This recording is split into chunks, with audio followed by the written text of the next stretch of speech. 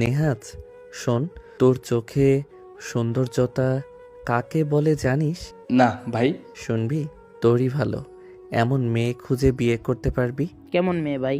এমন সুন্দর মেয়ে তো দেখছি না, আশেপাশে সব কাজের মহিলার মতো চেহারা। ও হ্যাঁ, এই যে নার্স আসছে না, এনার মতো। সিমি আর চোখে তাকায় আবিরের দিকে। সুমন বলে, তা নার্সের কথা কেন বলছিস? বারে, তাকা ওনার দিকে। দেখ, এখানে থাকা মেয়েগুলোর ভিতরে উনি অন্যরকম সুন্দর। কেমন? সিম্মি দেখতে অপূর্ব, তার মুখটা গোল, যেন একখণ্ড জ্যোৎস্নায় ভেজা পূর্ণচাঁদ, সেই সাথে মোলায়েম নিখুঁত, তার প্রশান্তিতে ভরা। কিন্তু এই সাধারণ মুখশ্রীকেই অসাধারণ করে তুলেছে তার চোখ জোড়া। বড় বড় চোখ যেন দুটো গভীর জলপাত্র, একবার সেখানে চোখ রাখলে আর ফিরিয়ে আনা যায় না।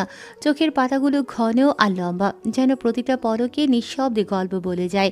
চোখের ভেতরে একটা অদ্ভুত মায়া আছে, সাথে একটা টান, এরকম বিষাদময় আবেদন, আবার ঠিক পরম কোমলতায় ভরা। কেউ যদি একবার সেই চোখের দিকে তাকায়, তাহলে যেন তার নিজের দুঃখগুলো চোখের ভাষায় খুলে পড়বে। তার ঠোঁট দুটো হালকা গোলাপির মতো, একটু নিচু করে রাখা, যেন সারাক্ষণ কিছু না বলার ভান করে, অথচ অজস্র অপ্রকাশ্য কথা জমা আছে। নাকটা ছোটোখাটো নিখুঁত গঠনের, চোখ আর ঠোঁটের মাঝের ভারসাম্যটা একে আনন্দ করে তোলে। চুলগুলো কোমরের নিচ পর্যন্ত নেমে এসেছে, আর সেটা খোপা দেখলে বোঝা যাচ্ছে। সাথে কালো ঘন আর ঢেউ খেলানো তো হবেই, বাতাসে উড়লে তো মনে হবে রাতের আকাশে ঝড় উঠেছে। তবুও সেই ঝড়েও এক অদ্ভুত ছন্দ আছে। গায়ের রং ফর্সা, যা আলো ছায়ার খেলায় কখনো গধূলির মতো, কখনো বা বৃষ্টি ফোটার মতন প্রাণবন্ত। সিম্মি যখন হাঁটে, তখন তার চলাফেরায় এক ধরনের ধীরালয়ের মাধুর্য থাকে। চোখের চাহনি আর মুখের অভিব্যক্তিতে একসঙ্গে থাকে কোমলতা আর আত্মবিশ্বাস। সে যেন জানে তার সৌন্দর্য চোখে পড়ে, কিন্তু সে তার সৌন্দর্যের দাসী নয়, বরং সে সৌন্দর্যের অধীশ্বরী। ভাই, আমি হলে এমন মেয়েকেই বিয়ে করতাম। আর তুই কিনা সিনিয়রকে বিয়ে করতে চাচ্ছিস। যদিও সিম্মি নার্সের বয়ফ্রেন্ড আছে, সেটা থাকুক। আমার এমন চাওয়া যদি সত্য হয়, তাহলে উপরওয়ালা একদিন আমাকে এমন একটা মেয়ে এনে দেবে দেখিস। আর সরি সিম্মি নার্স, আপনাকে দেখে ওদের উদাহরণ দিলাম, কিছু মনে করবেন না। আপনাকে আমি পটানোর জন্য বলিনি, আমার চেহারায় কেউ পড়বেও না। আর বড় কথা, আপনি পড়বেনই বা কেন? সরি, হ্যাঁ, কিছু মনে করবেন না কিন্তু। তবে আপনার কোনো যমজ বোন থাকলে অনেক ভালো হতো, কিন্তু উপরওয়ালা তা করেনি, তাই এখানেই থেমে যাই। আবির পুরো কথা শেষ করে সেখান থেকে কেটে পড়ে। পিছে পিছে কৌশিক আর সুমনও চলে আসে। নেহাজ একা, সে জোরে বলে, ভাই, যাস না আমাকে একা রেখে। সিমি অবাক হয়ে সব দেখছে। এটা কি হলো? ও ছেলেটা কি পাগল? নেহাজকে প্রশ্ন করে। এই ছেলেটাকে কোনটা? কি সব বলে গেল যে ছেলেটা? ওই যে চুল হালকা বাদামি কালার করা। ও, ওর নাম আবির, আমার বন্ধু। ছেলেটাকে বলবেন দেখা করতে। হাই রে, ও কিন্তু ফাজিল, ওর থেকে দূরে থাকবেন। সিম্মি চলে যায় সেখান থেকে। আবির ওয়েটিং লবির চেয়ারে এসে বসেছে, পাশে কৌশিক আর সুমন। মামা চলে আসলি কেন এভাবে? সেখানে থাকতে নেই, মেয়েটা আমাকে খুঁজবে, দেখিস। তুমি যে ডোজ দিয়ে আসছো, নার্সারি মেডিকেল ট্রিটমেন্টের দরকার পড়বে। তুই এত কথা পাস কোথা থেকে ভাই? মেয়ে যদি সত্যি সত্যি তোকে খুঁজে কি করবি? প্রেম করব। তারপর বিয়ে। বিয়ে? পাগল নাকি? কোনো বিয়ে না, আমার মেয়ে পটাতে ভালো লাগে, পটাই। পটে গেলে কিছুদিন ঘোরাঘুরি মেয়ের টাকাতে, তারপর আমি টাটা বাই বাই। এসব বিয়ের ভিতরে নেই, আমি বিয়েই করব না। তুই যে এত সুন্দরী মেয়েদের সাথে প্লে বয়ের মতো করিস, শেষে দেখবি তোকে কোর্ট খেয়ে কোর্ট ম্যারেজ করতে হবে। থাম তো।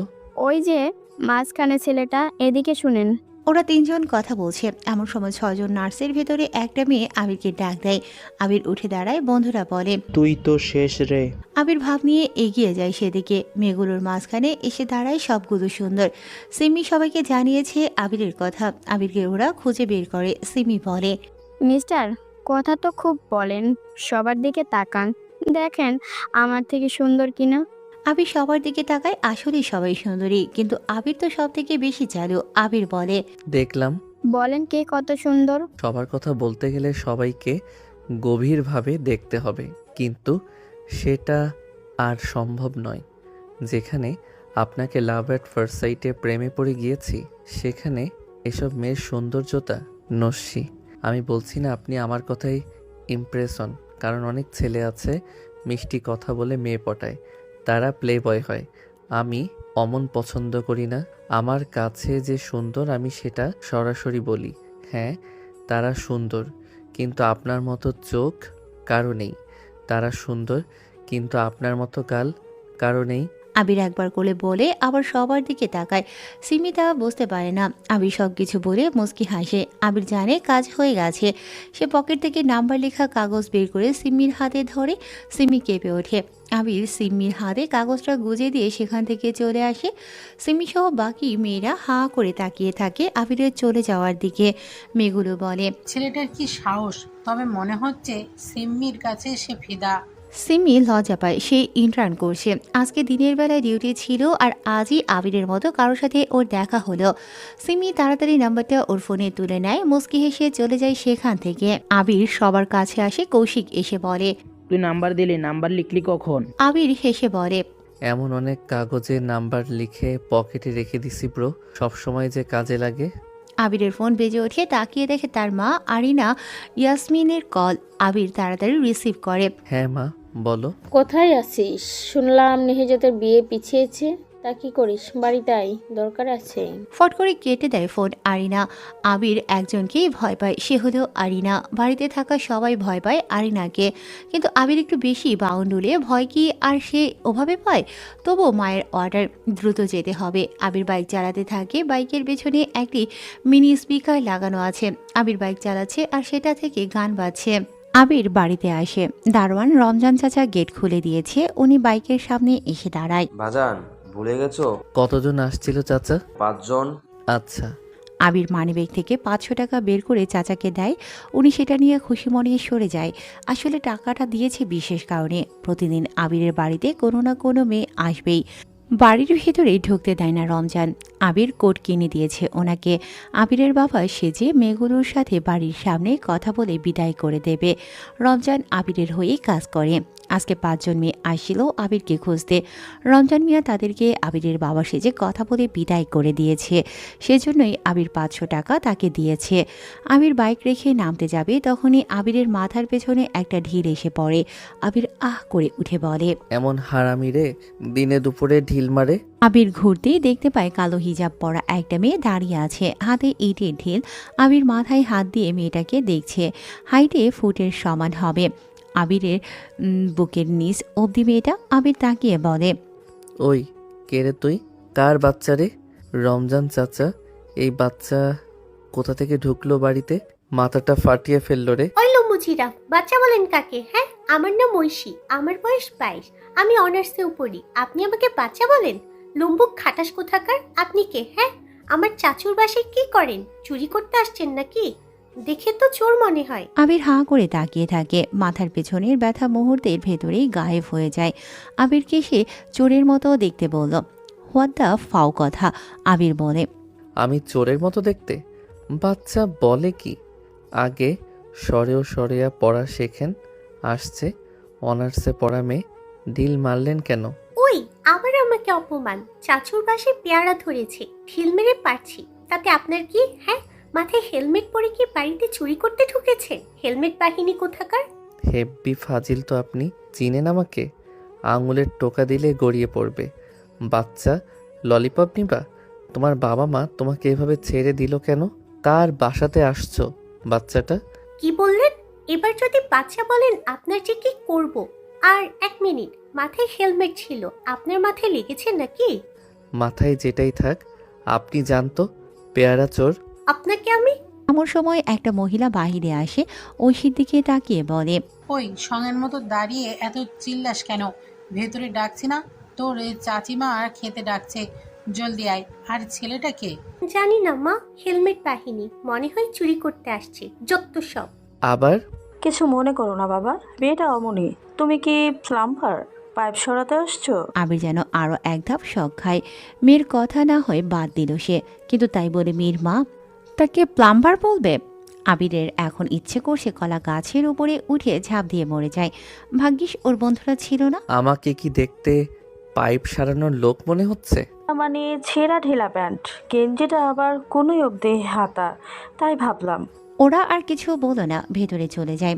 আবিরের মেজাজ পুরো বিগড়ে গেল। মামি তাকে যেন ধর্ষণ করে দিয়ে গেছে। মেয়ের কাছে নাকি চোরের মতো দেখতে, অথচ আবিরই তার ভার্সিটির সবচাইতে সুন্দর ও স্টাইলিশ ছেলে। আর ড্রপ শোল্ডার গেঞ্জি আর ব্যাগি প্যান্ট পরা জামা কাপড় পরলে নাকি প্লাম্বারদের মতো দেখতে হয়ে যায়। ছাপড়ি বললেও তো মানা যেত। আবির বাইকটা গ্যারেজে রেখে বাড়ির ভেতরে ঢুকে আবির বাড়ির ভেতরে প্রবেশ করে। ঐশী আবিরকে দেখে বলে, মা দেখো, ওই হেলমেট বাহিনী বাড়ির ভিতরে এসেছে। এবার কি চাচুর কাছে চাঁদা চাইবে? আবির কিছু বলতে যাবে, তার আগেই আরিনা এসে দাঁড়ায় সিঁড়িতে। আবিরকে দেখেই বলে, তোমার আসতে তো দেরি কেন? বড় মা, এই ছেলে। মা, নেহাজকে নিয়ে হাসপাতালে গিয়েছিলাম, তাই দেরি হয়েছে। ও মা, এই ছেলে বড় মাকে মা বলে ডাকলো, তার মানে এটাই আবির? হায় হায়, আমি তো ওকে মিস্ত্রি ভেবেছিলাম। নেহাজের আবার কি হয়েছে? প্রশ্নটা করে শার্টের বোতাম ঠিক করতে করতে সাদমান সাহেব এগিয়ে আসলো। সাদমান আবিরের বাবা। আবির এগিয়ে যায় তার বাবার কাছে। ড্যাড, নেহাজের হাই প্রেশার হয়ে গিয়েছিল কবুল বলতে গিয়ে, তাই জ্ঞান হারাই। মা, কি হয়েছে? আজকে দ্রুত আসতে বললে কেন? হয়েছে, ওইদিকে দেখো তোর ছোট চাচি, ওইদিকে দেখ তোর দাদিমা আর মেজো চাচা আর ছোট চাচার মেয়ে ঐশী এসেছে গ্রাম থেকে। ও, এই বাচ্চা মেয়েটা তাহলে আমার কাজিন? বাচ্চা? ও বাচ্চা নয় গাধা, অনার্সে প্রথম বর্ষে পড়ছে। কিন্তু মা, আমাদের কাজিনেরা কি গ্রামে থাকতো? আগে বলনি কেন? গ্রামে কি বাড়ি আছে? আবিরের এমন প্রশ্ন শুনে অতিথিরা সবাই আহত দৃষ্টিতে তাকায়। তার মানে আবিরকে কেউ কিছুই বলেনি। আবির চুপচাপ সেখান থেকে চলে আসে। ফ্রেশ হয়ে সে যখন বাহিরে আসে, তখন কোথা থেকে ঐশী আবিরের সামনে এসে দাঁড়ায়। আপনি? সরি, আমি বুঝতে পারিনি আপনি বড় চাচুর ছেলে। আচ্ছা। তো ঠিকভাবে কথা বলেন, এমন করে বলছেন কেন? এমনিতে। আছো। আবির পাত্তা না দিয়ে চলে যায়। ঐশী অবাক হয়ে আবিরের দিকে তাকিয়ে থাকে। যে মেয়ের সাথে গ্রামের সব ছেলে কথা বলতে এগিয়ে আসে, আর ওই মেয়েকে শহরের ছেলে পাত্তা দিচ্ছে না। ভাবতেই ঐশীর গা জ্বলে ওঠে। সে একাই বলে, পাত্তা না দিয়ে ভাব মেরে চলে যাওয়া লম্বু খাটাস, তোমার ভাব আমি বের করব। এমন সময় আরিতা এসে দাঁড়ায়। আবিরের বড় বোন। সে বলে, আবিরের পাত্তা চাও? এই মেয়ে বলে কি? ওর পাত্তা কেবল পটানো অবধি থাকে, এরপর আর নয়। তা পটলা কখন? কি যে বলেন আপু, পটাবো নাকি আমি? আসলে মিস্টেক হয়েছিল, আমি তাই সরি বলতে এসেছিলাম, কিন্তু কথা বললো না আপনার ভাই। ওটা তোমার জন্য মঙ্গল, শুক্রিয়া আদায় করো। যাও। কেন? ও যে লেভেলের ছেলে, তোমার কপাল ভালো ও তোমাকে এড়িয়ে চলছে। আরিতা আর কিছু না বলে সেখান থেকে চলে যায়। ঐশী অবাক হয়, এ দুই ভাই বোন কি পাগল? আরিতা আবিরের বড় বোন, বিয়ে ঠিকঠাক, ছেলের বাড়ি গ্রামে। আরিতা যাকে ভালোবাসে সে বড় ডাক্তারও, তার সাথেই বিয়ে হবে আরিতার। ওদিকে আবির ওর মা বাবার সামনে বসা। আবিরের এমন আগমনে ওরা কিছুটা বিস্মিত, তবুও স্বাভাবিকভাবে বসে আছে দুজন। মা, গ্রামের আত্মীয় আছে আমাদের, তা বলনি কেন? কখনো বেড়াতে নিয়ে যাওনি কেন? তোমরাও গ্রামে যাওনি কেন? আমি জানি না, তোর বাবাকে জিজ্ঞেস কর। হ্যাঁ ড্যাড, বলো কি সমস্যা? তুমি বলনি কেন আমাদেরকে? আসলে জমি জমা নিয়ে একটু ঝামেলা ছিল তো, তাই গ্রাম থেকে এসবের জন্য চলে আসি। তোর দাদু একটু ঝামেলা করেছিল। দাদু বেঁচে আছে আমার? তোর দাদিকে দেখলি না, এখনো জোয়ান কেমন। দাদাভাই আরো জোয়ান। দাদিমার সাথে কথা বলেছিস? কিভাবে বলবো, কাউকে তো চিনি না। কিন্তু ওনারা এখানে কেন? আর বলিস না রে, আরিতার সাথে যে ছেলের বিয়ে ঠিক হয়েছে। ওই যে রাফিন সাহেব, ডাক্তার দুলাভাই তো। ওই ছেলে গ্রামে বিয়ে করবে। আর জানতে পারছি রাফিন তোর মেজো চাচির বোনের ছেলে। এখন বল কেমনটা লাগে? বাহ, হলে তো ভালোই হলো।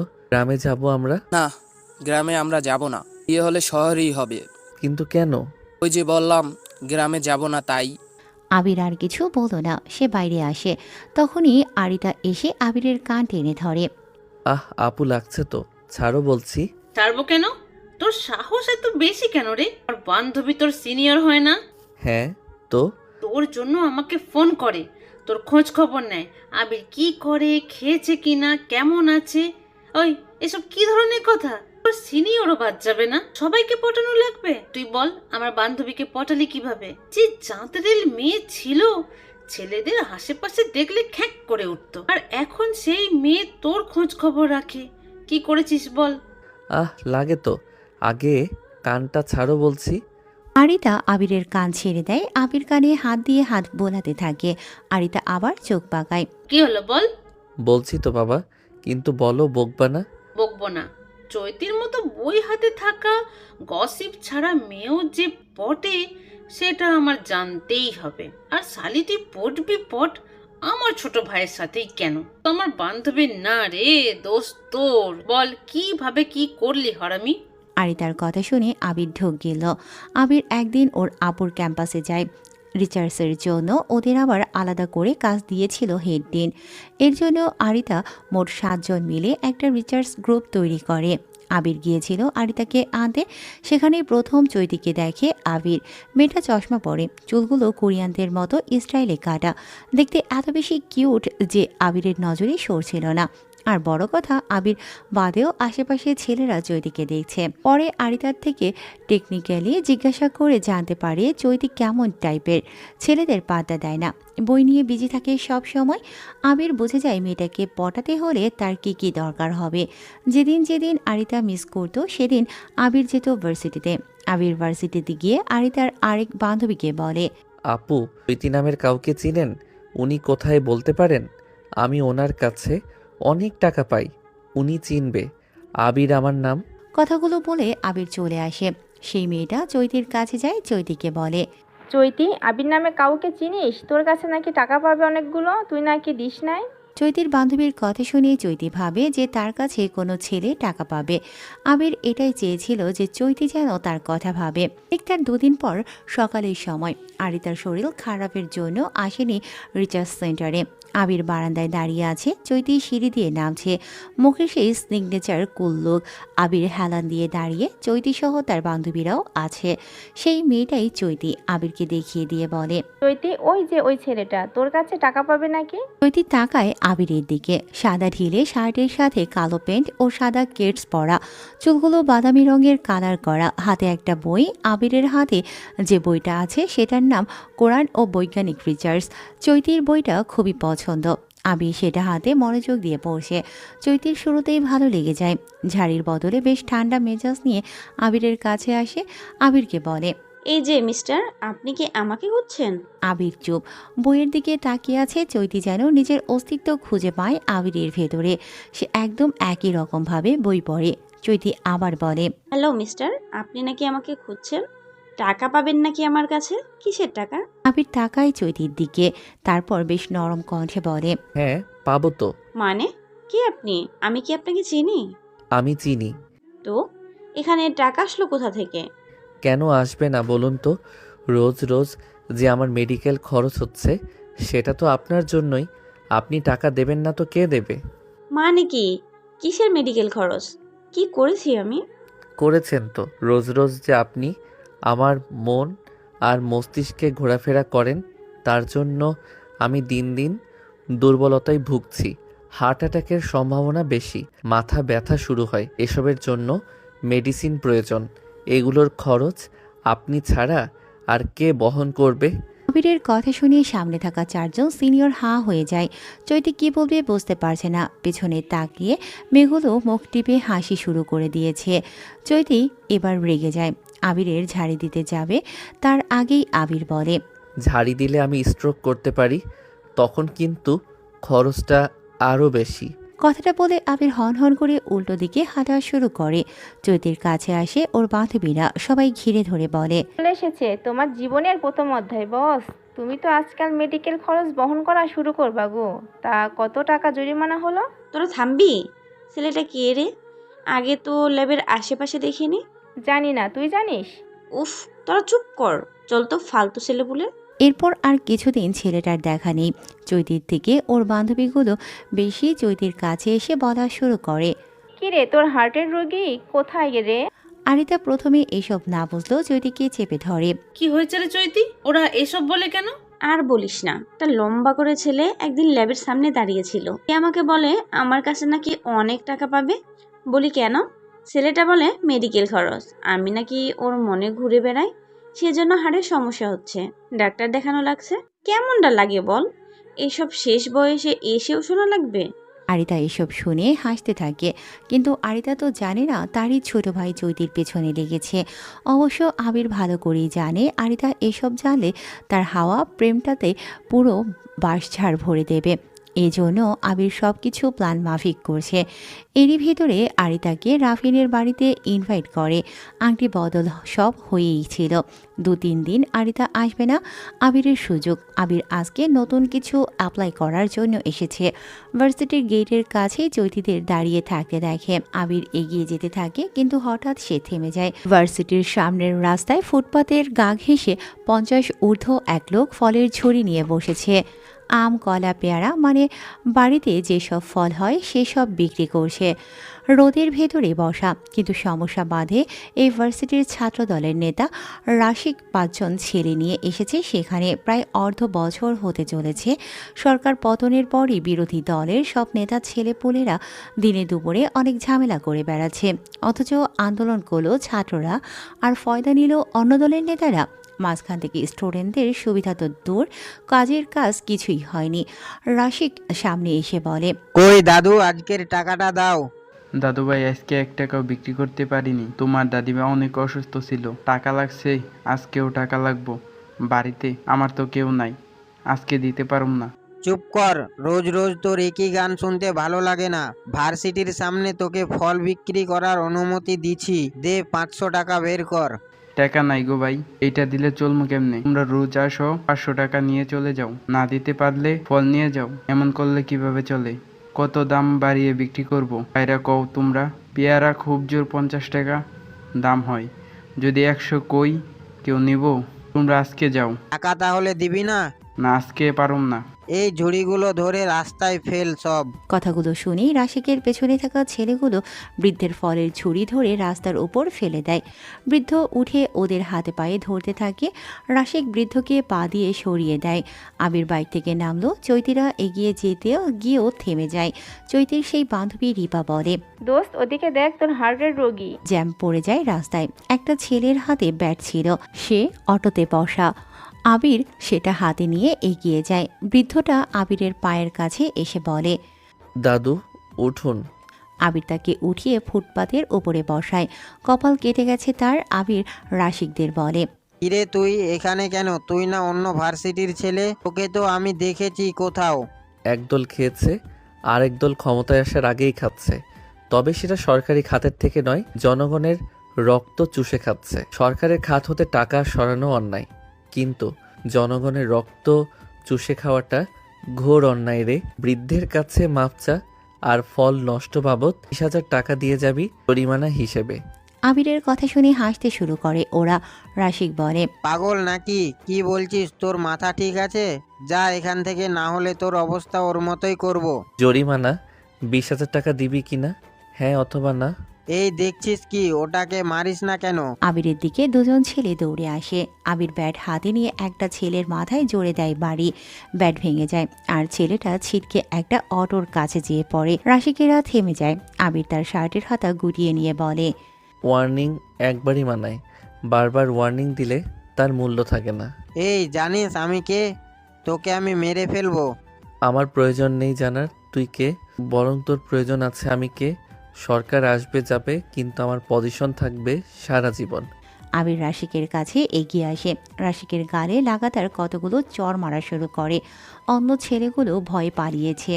রাশিককে মারতে মারতে গাল ফুলিয়ে ফেলেছে। এরপর আবার রাশিকের পকেটে হাত দেয়। অনেকগুলো টাকা আছে। আবির সেগুলো বের করে।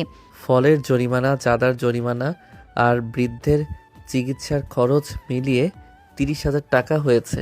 কাজটা ভালো করলি না। আরে দাঁড়া, কোথায় যাস? আসতে দে তোর বাপরে। এমন সময় পুলিশ আসে সেখানে। রাশিককে তুলে নিয়ে যায়। সাথে সাথেই জনগণের করতালি পড়ে। আবির এসে বৃদ্ধের কাছে টাকাগুলো দিয়ে বলে, চাঁদা আর তুলবে না কেউ, কিন্তু এটা ভার্সিটি এরিয়ার ফুটপাত। আপনারা জায়গা দখল করে নিলে স্টুডেন্টদের হাঁটতে সমস্যা হয়। আপনি বরং বাজার সাইডে বিক্রি করবেন। ঠিক আছে দাদু ভাই, তোমারে আল্লাহ ভালো করবে। আবির চলে আসে সেখান থেকে। রিপা চৈতিকে বলে, তোর হার্টের রোগী তো সেই লেভেলের জিনিস। এখন বুঝছি কেন তুই এতদিন ছেলেদের পাত্তা দিস নাই। আসলে এমন কারোর জন্য অপেক্ষা করছিলি বল? একটু মুখটা বন্ধ কর ভাই, ছেলেটা কোথায় গেল? আবির চলে আসে বাইক নিয়ে। পরের দিন আবির আবার ভার্সিটিতে আসে। ক্যান্টিনে এসে বসে আবির। চৈতিরা সেখানে ছিল। আবিরকে ঢুকতে দেখে চৈতি তাকায় আবিরের দিকে, আর চোখে তাকায় চৈতি। আবির সরাসরি ওদের চেয়ারে এসে বসে। আবিরকে দেখেই চৈতির বান্ধবীরা সরে যায়, তবে সেখানেই থাকে। আবির চৈতির পাশে গিয়ে বলে, আচ্ছা মিস, আপনার মুখে এই হাসিটা কি কোম্পানি থেকে স্পন্সর করা? মানে কিসব বলেন? প্রতিবার আপনার হাসি দেখলে আমার হার্টবিট ডাবল হয়ে যায়, আর এর জন্য মেডিকেল খরচ তো কেউ দিবে না। তাই আপনার হাসির পিছনে যদি কোনো কোম্পানি স্পন্সর করে তাদের নামে কেস করে দেব। আপনি কি পাগল? কেন? নাকি নিজেকে ওভার স্মার্ট ভাবেন? এসব পটানোর ট্রিক্স খুবই বাজে ছিল। আপনাকে কে পটাচ্ছে সেটা বলুন। আপনি কখনো না। আপনাকে পটালে আপনি পটে যাবেন, তাই এত সহজ কাজ আমি করি না। আমি পড়বো?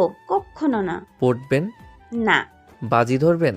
চৈতি ভাবতে থাকে। আবির মনে মনে বলে, তু তো গায়া, ধরো বাজি, তারপর বোঝাবো আবির কি জিনিস। চৈতি বলে, বাজি। তাহলে তো কিছু রুলস আছে। কি রুলস? প্রতিদিন সকালে আমাকে কল করা, আর রাতে কল করে কথা বলে ঘুমোতে যাওয়া। হ্যাঁ, এটা কেন করব? বললাম তো পটে যাবেন যদি বাজি নাখোশ করেন। চৈতি কখনো কোনো ছেলেকে পাত্তা দেয়নি। নাম্বার দিয়ে যান, দেখি কিভাবে পটান। কল না করলে পটাবো কিভাবে? যদি ভয় পান তবে থাক, আপনি এমনিতেই হারবেন। আবির পকেট থেকে নাম্বার লেখা কাগজ বের করে দিয়ে সেখান থেকে চলে যায়। চৈতি যেন বিজয়ের হাসি দেয়, কিন্তু বোকা মেয়ে জানেই না আবির তার জুনিয়র হয়ে তার থেকে কত ডিগ্রি উপরে চলে।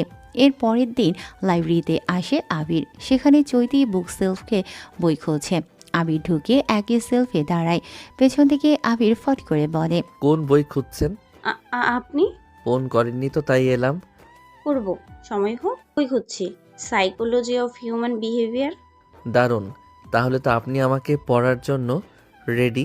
মানে? কারণ আমি নিজেই এক রহস্যময় কেস স্টাডির মতো। আবির চলে আসে। চৈতি বুঝে যায় আবির ছেলেটা অতি স্মার্ট, সব দিক দিয়ে পারফেক্ট। কিছু সময় পর চৈতিরা ক্যান্টিনে আসে। ক্যান্টিনে চা খাচ্ছে চৈতি। আবির ঢুকে সামনের চেয়ার টেনে বসলো। এ কি, আপনি আবার? আমি আপনার সামনে বসে শুধু একটাই প্রমাণ করতে চাই। কি প্রমাণ? যে আপনি যতই চেষ্টা করেন আপনার চোখে আমার দিকে তাকানোর সময় হাসি আটকাতে পারবেন না। চৈতি হেসে দেয়। আবির চলে আসে। এরপর রাতে চৈতি কল দেয় আবিরকে। আবির রিসিভ করে সাথে সাথেই, আপনি কি সেই ফাজিল ছেলে বলছেন? আপনি যদি সে নামে ডেকে ভালোবাসা প্রকাশ করেন তবে না হয় আবির নাম থেকে ফাজিল নামটাই চলমান হোক। কথা তো খুব বলেন দেখি। জানেন, আমি প্রথম কোনো ছেলেকে এত রাতে ফোন করেছি? আসলে মেয়েরা জেদি জানতাম, কিন্তু আপনি একটু বেশি জেদি। কেন? বাজিতে হারবেন না বলে শেষ পর্যন্ত কল দিয়েই ফেললেন। হ্যাঁ, আমি হারতে শিখিনি। সেটাই, ভয়ও পান না। তবে ভয় নেই, আমি কল করব না আপনাকে। ফোন করে বিরক্ত করার ছেলে আমি না। ভয় পাবো কেন? ফোন করবেন, তবে সব সময় যে ধরবো তা না। আবির এসব বলে থামিয়ে আরিতা কোমরে হাত দিয়ে আবিরের দিকে তাকিয়ে আছে। এতক্ষণ আবির আর চৈতির কাহিনী শুনছিল আরিতা। আরিতা আবিরের আবার কান ধরে বলে, আমার বান্ধবী পড়াশোনা করেছে বলে না হয় বোকা, তাই বলে তুই বাজি ধরিয়ে পটিয়ে ফেললি? এই শয়তান ছেলে! জানিস চৈতু কতটা লয়াল আর কিউট একটা মেয়ে, কত লক্ষ্মী সে। যারে একটা পাবি অমন মেয়ে। কতবার ভার্সিটিতে গেছে, মায়ের সাথে তার কত ভালো সম্পর্ক। তুই এটা কি করলি? কেউ না জানুক, আমি তো জানি। তুই চৈতিকে কখনো বিয়ে চৈতি কেন, তুই তো বিয়েই করবি না, বাজিতে পটালি। আহ আহ লাগছে আম্মু। মা, তোমার মেয়ে আমাকে মেরে ফেললো। ও মা! ডাক মাকে, বলছি কি কি আকাম করেছিস। আপু, আমার কি দোষ? মেয়ে বাজিতে হারছে। মাসখানিক সে আমাকে রোজ সকালে কল করত, রাতে কল করতো। এটা তার অভ্যাস হয়ে যায়। এটা তো তুই জেনে করেছিস। এ মানুষ যত্ন পেলেই অভ্যাসের দাস বানিয়ে ফেলে। বলবো না আমি মাসখানেক ভার্সিটিতে গিয়ে শুনি চৈতি প্রেম করছে। আমি তো অবাক। পিক দেখতে চাইলাম ছেলেটার, ভাবলাম যাক চৈতি যার কপালে গেছে সে অনেক লাকি হবে। ওমা, ওই ফটো দেখে তো আমার মাথা ঘুরে গেছে। বলতে পারিনি ওটা আমার বান্দর বজ্জাত ছোট ভাই। ছি, আমি কিভাবে মুখ দেখাবো বলতো? কষ্ট পাবে মেয়েটা ব্রেকআপ করলে জানিস। ব্রেকআপ করবো নাকি ব্যাকআপ রাখবো? ওই, আমাদের মধ্যে সবারই বিয়ের কথা চলছে, তোর জন্য চৈতি বসে থাকবে? মেয়েটা যদি বাড়িতে আসে? ধুর, তুমি তোমার বান্ধবী নিয়ে থাকো, আমি পটিয়েছি, ব্যাস শেষ। সরো, ফোন বাজছে। সিম্মি নামের মেয়ে কল দিবে আজ। কি আবার আরেকটা? উফ আবির, তুই তোকে বলেছিস কেন তুই ওর ছোট, আমি তোর বোন। ও এতটাই তোর প্রতি অন্ধ যে সিনিয়র জুনিয়র ওর চোখেই পড়ছে না। আমাকে মেসেজ করে কি করব আমি?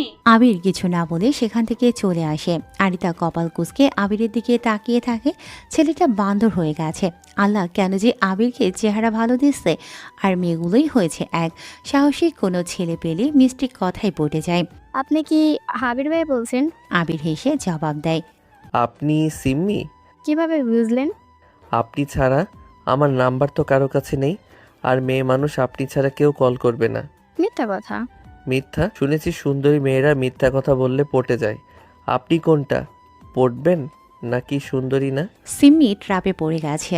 এখন যেটাই বলবে সেটাই সিম্মি বাস খাবে। সিম্মি বলে, রাখি, পরে ফোন করব। আবির হাসতে থাকে। এমন সময় আবিরের সামনে বৃদ্ধা নাফিজা বেগম এসে দাঁড়ায়। দেখতে আবিরের মতোই। আবিরই যেন এই বৃদ্ধার চেহারা পেয়েছে। গায়ের রংটাও যেন একই। বুড়ি হয়েছে তাদিকে। গায়ের রং এখনও টকটক করছে, তবে বয়সে বোঝা যাচ্ছে না। বলিউডের নায়িকার যেমন বয়স পড়লেও সুন্দরী, তেমনই বৃদ্ধাটাও অমন। আবিরকে দেখে বলে, দাদু ভাই।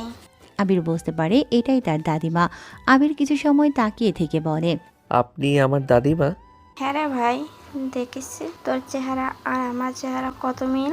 কিন্তু বুড়ি, তুমি তো এখনো জোয়ান। ভাবছি তোমাকে নিয়ে পালাবো। আহারে, ছেলে বলে কি তোর দাদু আমাকে ছাড়া বাঁচে না। তাতে কি, ওনাকে আরেকটা মেয়ে এনে দেব। ওরে বাজি, জানিস তোকে কত বছর পর দেখছি। আমি তো তোমাকে 28 বছর পর দেখছি। আমি তো জানি না আমার কোনো দাদা দাদি আছে। বাবা তো কখনো বলেনি। নানু নানিমা আসতো, কিন্তু কখনো বাবার পক্ষ থেকে কেউ আসেনি। কিভাবে হবে বল? তোর মেজো মা যে তোর বাবার প্রেমিকা ছিল। কি?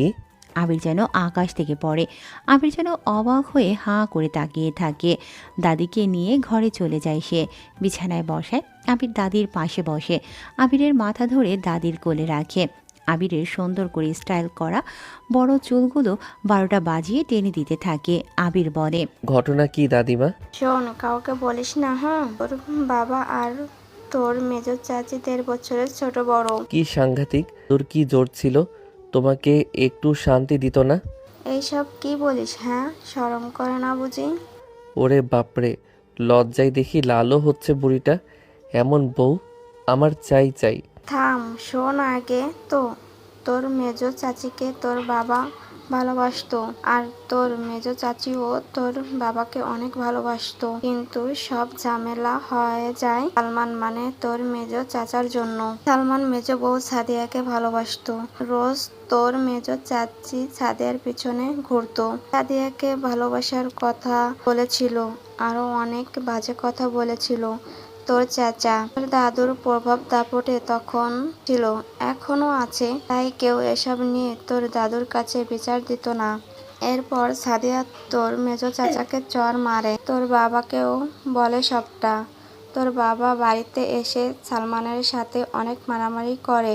শেষে সালমান বলে, আমি ওই মেয়েকে বিয়ে করব, না হলে কার হতে দেব না। ব্যাস, এসব নিয়ে যে সে কি ঝামেলা বাড়িতে হয় তোর দাদু সব জানতে পারে। দুজনের থেকে তোর দাদু সালমানকে একটু বেশি ভালোবাসতো। তার কারণ সালমান দেখতে তোর দাদুর মায়ের মতো হয়। সাদমান মানে তোর বাবাকে সে রাতে তোর দাদু অনেক মারে, বকাঝকাও করে। কিন্তু ঘটনা অন্য জায়গাতে। সালমান বাড়ি থেকে বের হয়, তোর দাদু তাকেও মারে। সাদিয়ার সাথে তোর বাবা দেখা করতে গিয়েছিল সেই রাতে বটগাছের নিচেই।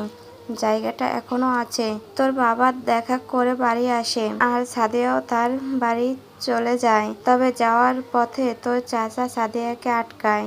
সে রাতে সাদিয়াকে তোর চাচা ধর্ষণ করে ক্ষেতের ভিতর নিয়ে। ঘটনা ঘটিয়ে তোর চাচা সাদিয়ার বাড়িতে যায়, সবকিছু নিয়ে নিজেই জানায়। লোকজন সাদিয়ার চিল্লানি কান্নাতে এক জায়গাতে হয়ে পড়ে। সাদিয়ার বাড়িতে লোকজনের ভর্তি হয়। তোর দাদুর কাছে খবর দেওয়া হয়। তোর বাবা তো তখন পাগল হয়ে যায়। ধরা পড়ার ভয়ে তোর বাবা সাদিয়াকে এগিয়ে দেয়নি, অথচ তারই ছোট ভাই তারই প্রেমিকাকে খেয়ে দিল। সাদমান গিয়ে সালমানকে মারে, তোর দাদু আবার উল্টো সাদমানকে মারে।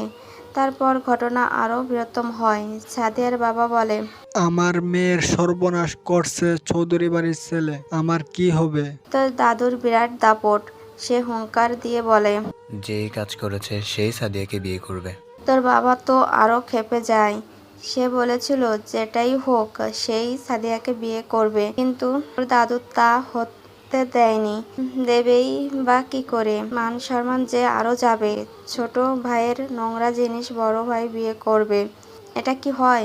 সে রাতে সাদিয়ার সাথে তোর মেজো চাচার বিয়ে হয়, আর ওই রাতে তোর বাবা সেই যে বাড়ি থেকে বের হয় আসলো, শহরে চলে আসে। আমরা এক চাচাতো ভাই মানে ওনার দূর সম্পর্কের মামার কাছে, সেখানে থেকে পড়াশোনা ব্যবসা করছে। তোর মা ছিল ওই বাড়ির, মানে তোর বাবার মামার মেয়ে, না মানে মেয়ের বান্ধবী। তোর নানুও ছিল ক্ষমতাবান। তো যাই হোক, তোর মাকে বিয়ে করে শহরে থেকেছে। তোর নানুর মাধ্যমে তোর বাবা বিরাট বিজনেসের সাম্রাজ্য বানিয়েছে। এজন্য তোর বাবা কখনো আর গ্রামে যায়নি, আর তোদের কাউকে গ্রামে কথা বলেনি। শুধু তোর মা জানতো। তোর দাদুর উপরে রাগ, তোর চাচার উপরে রাগ, আর বড় কথা তোর চাচি তো তোর বাপের প্রাক্তন প্রেমিক। কিভাবে যাবে বাড়িতে? আবির শটান উঠে বসে। এতক্ষণ যেন সে একটা ঘোরের ভেতরে ছিল। যা শুনছে তা যেন কোনো মুভির কাহিনী। এত কিছু হয়েছে। আবির পানি খেয়ে এসে আবার কোলে শুয়ে পড়ে।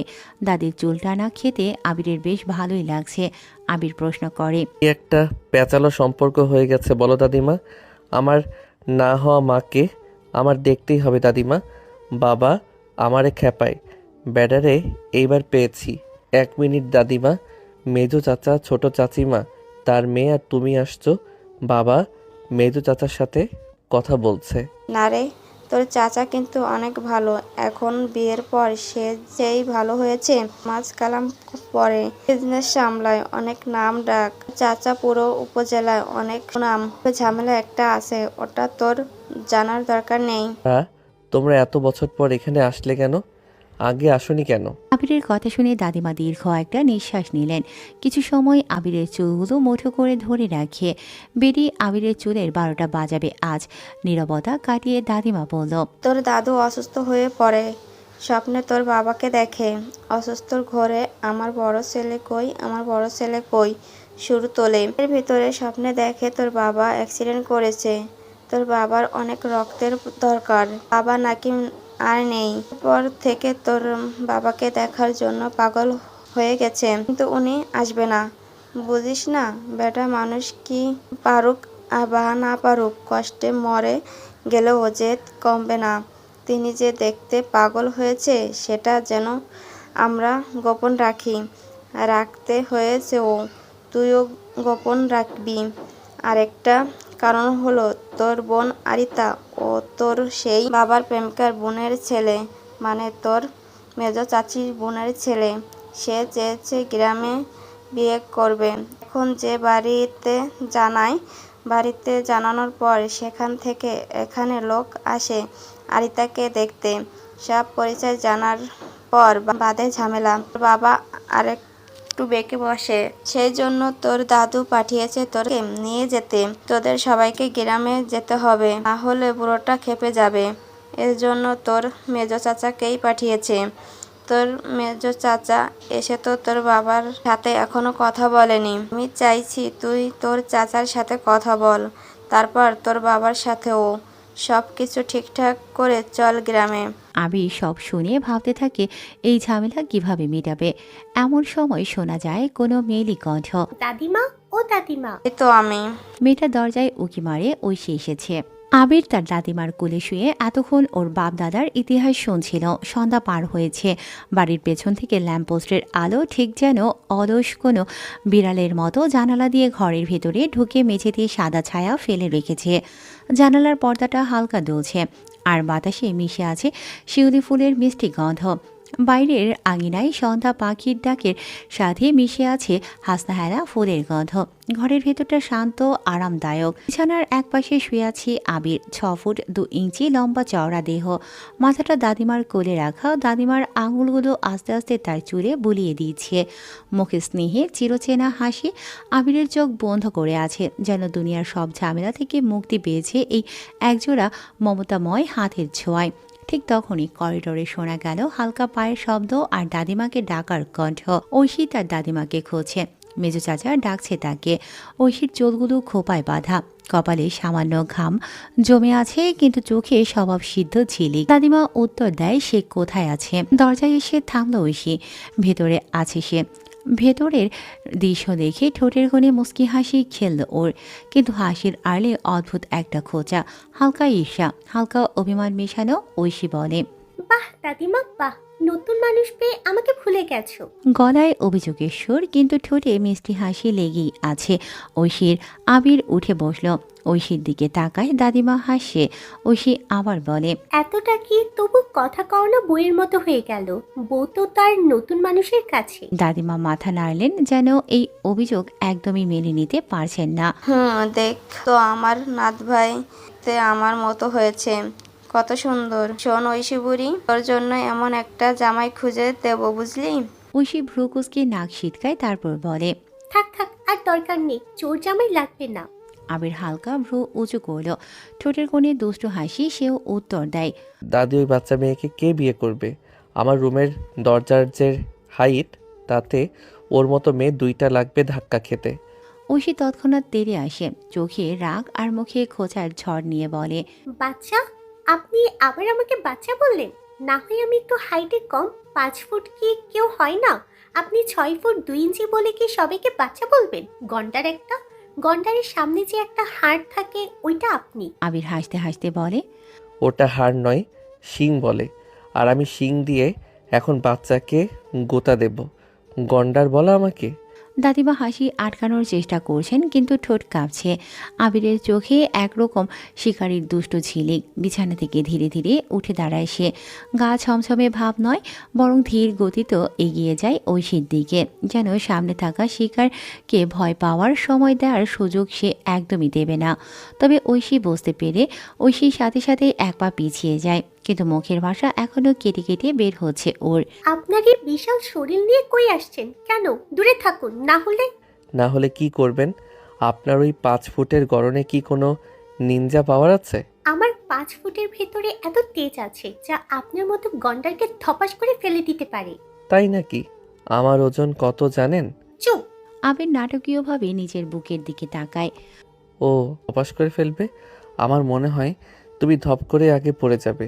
আমার বুক 44-45 কিন্তু। ঐশী রাগে গরম হয়ে যায়, মুখের চোয়াল শক্ত হয়ে আসে। দাদিমা দেখেছো, আমি শান্তিতে কথা বলছি আর উনি। দাদিমা গাল চেপে হেসে ফেলেন। তোরা যা করছো কর, আমি দেখি, থামবো না। ঐশী বিস্ময় তাকায়। দাদিমা তুমি আমার পক্ষ নেবে না? আবির এক পা এগোয়, ঐশী পিছয়, কিন্তু পিছোতে পিছোতে দেয়ালের সাথে ঠেকে যায়। আবির এবার দুহাত পকেটে ঢুকিয়ে ভ্রু তুলে বলে, এবার বলো, তোমার ওই তেজ কোথায় আসছে 5 ফুটের বাচ্চা ভাব নিতে? ঐশী দাঁত কামড়ে বলে, তেজ এখানেই আছে, কিন্তু আমি এখন দেখাবো না, ভাগেন বলছি। ভাগবো কেন? বাড়িতে ঢোকার সময় আমাকে মা মেয়ে কি অপমান করেছো, তখন তো চিনতে পারিনি, এবার বোঝাবো। ওই দূরে যান এক্ষুনি। আবির একটু এগিয়ে আসে, এতটাই কাছে যে ঐশী তার বুকের উষ্ণতা টের পায়। চোখে মুখে সেই দুষ্টুমি, তার ঠোঁটের কোণে সামান্য হাসি আবিরের। ঐশী হঠাৎ সুযোগ বুঝে দরজার দিকে ঘুরে দৌড় দিতে চায়। ঐশী হঠাৎ দরজার দিকে দৌড় দেয়, কিন্তু লম্বা স্কার্ফটা ঘাড়ে হালকা ফ্লিক করে দিয়ে বাতাসে উড়ছে। ঠিক তখনই তার কাঁধ দরজার কাঁধে ধাক্কা খায়। আহ করে মুখ থেকে ছোট্ট একটা শব্দ বেরোয় ঐশীর। দাদিমা চমকে ওঠে। আরে সাবধানে। আবিরের প্রতিক্রিয়া বিদ্যুৎ গতিতে 2 লম্বা পা দিয়ে এক ঝটকায় ঐশীর কাছে চলে আসে। তার ডান হাত লম্বা করে ঐশীর কোমরের নিচ দিয়ে ঘুরে বুকের পিঠের নিচে দিয়ে পেঁচিয়ে ধরে ফেলে। হালকা হ্যাঁচকা টান দিতেই ঐশী পুরো শরীরটা তুলে নেয় এমনভাবে যেন বাতাসে ভেসে গেল। কিন্তু সেই মুহূর্তেই ঘটে যায় দুর্ঘটনা। আবির তাকে ধরে রাখতে কোমর হালকা উঁচু করতেই ঐশীর ঠোঁট ফট করে গিয়ে লাগে আবিরের ঠোঁটে। সময় যেন থমকে দাঁড়ায়। ঐশীর চোখ বিস্ময়ে বড় হয়ে যায়। আবিরের চোখে কিছুক্ষণ অবাক হয়ে থাকা, তারপর ধীরে ধীরে নরম এক চাহনি ঠোঁটের স্পর্শের সাথে সাথে বাতাসে মিলিয়ে যায় বাইরের কোলাহল। কিন্তু শোনা যায় দেয়াল ঘড়ির টিকটিক আর কারো দ্রুত হৃস্পন্দন। জানালার পর্দার ফাঁক দিয়ে আসা ল্যাম্পপোস্টের আলো ঠিক ঐশীর চুলে ঝরে পড়ে। তার চোখে এক ফোঁটা কাঁপা কাঁপা জলকণা যেন অজান্তেই জলজল করে ওঠে। আবিরের আঙুলগুলো তার পিঠের নিচে আরও শক্ত হয়ে যায়, যেন ছাড়লেই সে ভেঙে পড়বে। ব্যাকগ্রাউন্ডে যেন ভেসে আসে চোখে চোখে কথা হলো না বলা সেই ভালোবাসা। তুমি কাছে থাকো শুধু, থেমে যাক এই পৃথিবীটা। ঐশীর নিঃশ্বাসে গরম ভাব, আবিরের ঠোঁট সামান্য কেঁপে ওঠে। কোনো শব্দ নেই, শুধু তাদের মধ্যে এক অদ্ভুত চুম্বক টান। হঠাৎ দাদিমা বলে, আবির, ঐশী, তোমরা কি করছো? ঠিক আছো? দাদিমার গলা যেন বজ্রপাতের মতো ভেসে আসে। দুজনেরই হুঁশ ফিরে। ঐশী ঝটকা দিয়ে সরে গিয়ে নিজের স্কার্ফ ঠিক করতে থাকে, আর আবির মুখ ঘুরিয়ে কাশির ভান করে। কিন্তু লালচে গাল আর তাড়াহুড়ো করে শ্বাস নেওয়া দুজনেরই ভেতরের ঝড় ঢেকে রাখতে ব্যর্থ। দাদিমার ডাকের পর ঘরের বাতাসের রঙই যেন বদলে গেল। এক মুহূর্ত আগে ধীর উষ্ণ সময় হঠাৎ যেন ঠান্ডা এক ঝটকায় ছিঁড়ে পড়ল। ঐশী স্কার্ফটা ঠিক করে মুখ ঘুরিয়ে দরজার দিকে তাকায়, কিন্তু গাল লালচে হয়ে উঠেছে ওর, আর সেটা এতটা স্পষ্ট যে কারো চোখ এড়িয়ে যাবে না। আবির হাত পকেটে ঢুকিয়ে দাঁড়িয়ে আছে, মুখে এক ধরনের দুষ্টুমি ভরা আক্ষেপ, তবে তা লুকিয়ে জোর করেই শয়তানি হাসি ফোটাচ্ছে। দাদিমা তীক্ষ্ণ দৃষ্টিতে দুজনের দিকে তাকায়, তিনিও কম যায় না। মুখে রহস্যময় হাসি টেনে বলে, আমি বুঝি না ভেবেছো? তোমাদের চোখ সব বলে দেয়। ঐশী তৎক্ষণাৎ গলা তুলে বলল, দাদিমা, উনি উনি আমার সাথে ধাক্কা দিয়ে। আবির হঠাৎ বাধা দিয়ে বলে, আমি বাঁচিয়েছি, ধাক্কা দেইনি। ওমা, আপনি বাঁচিয়েছেন? আমার ঠোঁটের সামনে এমন করে দাঁড়িয়ে থাকাও কি বাঁচানো বলে? ফাজিল খারুস বেটা। ঐশী তীর ছুঁল। আবির ভ্রু উঁচু করে শান্তভাবে বলে, তুমি নিজেই লাফ দিয়ে এসেছিলে, আমি তো একদম স্ট্যাচুর মতো ছিলাম। স্ট্যাচু? আপনি তো গন্ডার, স্ট্যাচু কোথা থেকে হবেন? কেবল একটা বড় সিংহের অভাব আছে। আবির ঠোঁটে হাসি টেনে বলে, হ্যাঁ, গন্ডার হলেও কি, আমি অন্তত শক্তিশালী। আমার মতো 5 ফুটের বাচ্চার মতো বাতাসে উড়ে যাওয়ার ঝুঁকি নেই। দাদিমা, শুনছো তো? আমাকে বাচ্চা বলে, এখন আবার উড়ন্ত পাখি বানিয়ে দিচ্ছে। দাদিমা এবার হেসে মাথা নেড়ে বলল, তোমরা ঝগড়া করো, আমি যাই দেখি, কথা বলি সবার সাথে। চা আনবো নাকি তোদের জন্য? তবে সাবধান, চায়ের চুমুক যেন ঠোঁটে না লাগে। ঐশী হক চুকিয়ে যায়, গাল আরো লাল হয়ে ওঠে। আবির দুষ্টু হাসি দিয়ে বলে, দাদিমা, চা তো পানীয় জিনিস, কারো নরম জিনিস যদি একটু মেশানো থাকতো তবে মিষ্টি হয়ে যেত। আপনাকে আমি গলা টিপে মারবো। গলা নাগালে পাবে? দুজনকে যেন থামানো যায় না, কেউ কারো থেকে কম যায় না। কিন্তু দাদিমা বাইরে চলে যেতেই দুজনেই এক মুহূর্তের জন্য চুপ হয়ে যায়। চোখাচোখি হয়, তারপর দুজনেই মুখ ঘুরিয়ে ফেলে। ভেতরে ভেতরে সেই দুর্ঘটনার উষ্ণতা এখনও টকবক করছে দুজনের মনে। ঐশী পালিয়ে যায় ঘর থেকে। আবির তার ঠোঁটের এক হাত দিয়ে বলে, লিপস্টিকটা খারাপ না, কিছুটা লেমন ফ্লেভারের। আবিরের ফোন বেজে ওঠে। স্ক্রিনে তাকিয়ে দেখে নেহাজের কল। আবির রিসিভ করে। আবির, শুনতে পাচ্ছিস? বলো। তুই নাকি এমপি ছেলেপুলেদের মেরেছিস। ছাত্র দলের নেতা রাশিক ছিল, তুই জানার পরও পুলিশ দিয়ে ধরেছিস। মেরেছিস নাকি? হ্যাঁ, মেরেছি। তোকে খুঁজছে এমপি, ডাকে তোকে, না হলে বাড়ি থেকে তুলে আনবে বলছে। ও গুড নিউজ তো আমার জন্য। আচ্ছা, আমি আসছি। আবির বের হয়। সিঁড়ির কাছে তার মেজো চাচা সালমান দাঁড়িয়ে, দেখতে একটু কালো রং এর, তবে চেহারাটা বেশ মায়াবী। আবির সালাম দেয়, উনিও উত্তর দেয়। আবির বলে, মেজো বাবা, আপনার সাথে পরে কথা হবে। আবির এই বলে চলে আসে। ওদিকে নেহাজ, কৌশল, সুমনও আসে এমপির ক্লাবের ভেতরে। এমপির পাশে রাশিক দাঁড়ানো। রাশিক বলে, চাচা, ও অনেক বেয়াদব, আমাকে মেরেছে, ওরে না মারা অবধি শান্তি নেই। আচ্ছা, কে আবির সেটা না হয় দেখি। ওর বন্ধুদের তো ডেকেছি, একেও ডেকেছি, আসুক। ও আসলে আরো ঝামেলা হবে এমপি সাহেব, আমরা কথা বলে মিটিয়ে নিই। ওদের না বলেছে চুপ করে থাকতে, আমার লোকের গায়ে হাত তুলেছে। ছাত্র আন্দোলনের পর আমরা এখন ক্ষমতায়, আমাদেরকে মারা। দেখুন, আপনি বুঝতে পারছেন না, ও একটু ফাজিল, কিন্তু ওকে চেনেন না আপনারা। নেহাজের গালে এমপি চড় দেয়। কৌশিক সুমন উঠে দাঁড়াতে যাবে, নেহাজ টেবিলের নিচ দিয়ে ওদের দুজনের পায়ের রান চেপে ধরে, ইশারায় বোঝায় চুপচাপ বসে থাকতে। কৌশিকেরা জানে আবির আসলে এমপির অবস্থা কি হতে পারে। বেশি বুঝিস, বয়স কতটুকু তোদের? এটুকু বয়সে ঝামেলা মিটমাট করতে শিখে গেছিস? দেবো পুলিশে ধরিয়ে, পকেটে ড্রাগস ঢুকিয়ে পুলিশদের ডেকে দেবো জেলখানায়। চুপচাপ বসে থাক। ঠিক আছে, আবির আসুক। আধা ঘন্টার ভেতরে আবির আসে সংগঠনের ভেতরে। রাশিক দাঁড়িয়ে আছে এমপির পাশে। আবির গিয়ে সালাম দেয়, চেয়ারে বসতে এমপি বলে, তুমি আবির? চেয়ারে বসতে বলেছি, দাঁড়িয়ে থাকো। আচ্ছা, বলেন কেন ডেকেছেন? বুঝো না কেন ডেকেছি? আমার লোকদের মারছো তুমি। তারা বলেনি নাকি? তুমি তো বড্ড বেয়াদব।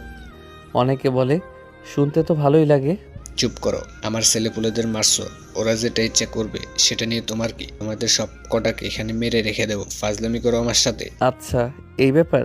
সে চাঁদা তুলছিল, ভিডিও করা আছে সেসবের। টিভি চ্যানেল আমার পরিচিত বন্ধুরা কাজ করে, সেটা ভাবছি পাঠিয়ে দেব। তারপর মেইন গোড়া আপনি সেটা রিভিল করব। লাইভে যাই। আবিরের কথা শুনে এমপি একদম চুপ হয়ে গেছে। আবির যে পাল্টা অ্যাটাক দেবে সেটা ভাবতেই পারেনি এমপি। এমপির লোকজন চারপাশে দাঁড়িয়ে, আবির খুব শান্ত ভঙ্গিতে বসা। এমপি কিছু সময় চুপ করে থেকে বলে, দেখো, সবসময় রাস্তাঘাটে এমন কিছু হলে তা দেখতে হয় না। আর কে বলেছে চাঁদা তুলেছিল? বাজার ছাড়া সে ফুটপাতে বসে মাল বিক্রি করছে, তাই জরিমানা টাকা নিচ্ছিল। ও, কর্পোরেশন এরিয়াতে বাজার বসানোর জায়গা দেবেন না, ফুটপাত দখল করে গরিব মানুষ বিক্রি করবেই। আপনারা উচ্ছেদের নামে চাঁদা আদায় করেন, বাজার দিয়ে রেখেছেন, সেখানে খুবই ধূর্ততার সহিত ভাড়ার বেশি নেবার নামে চাঁদা ওঠান।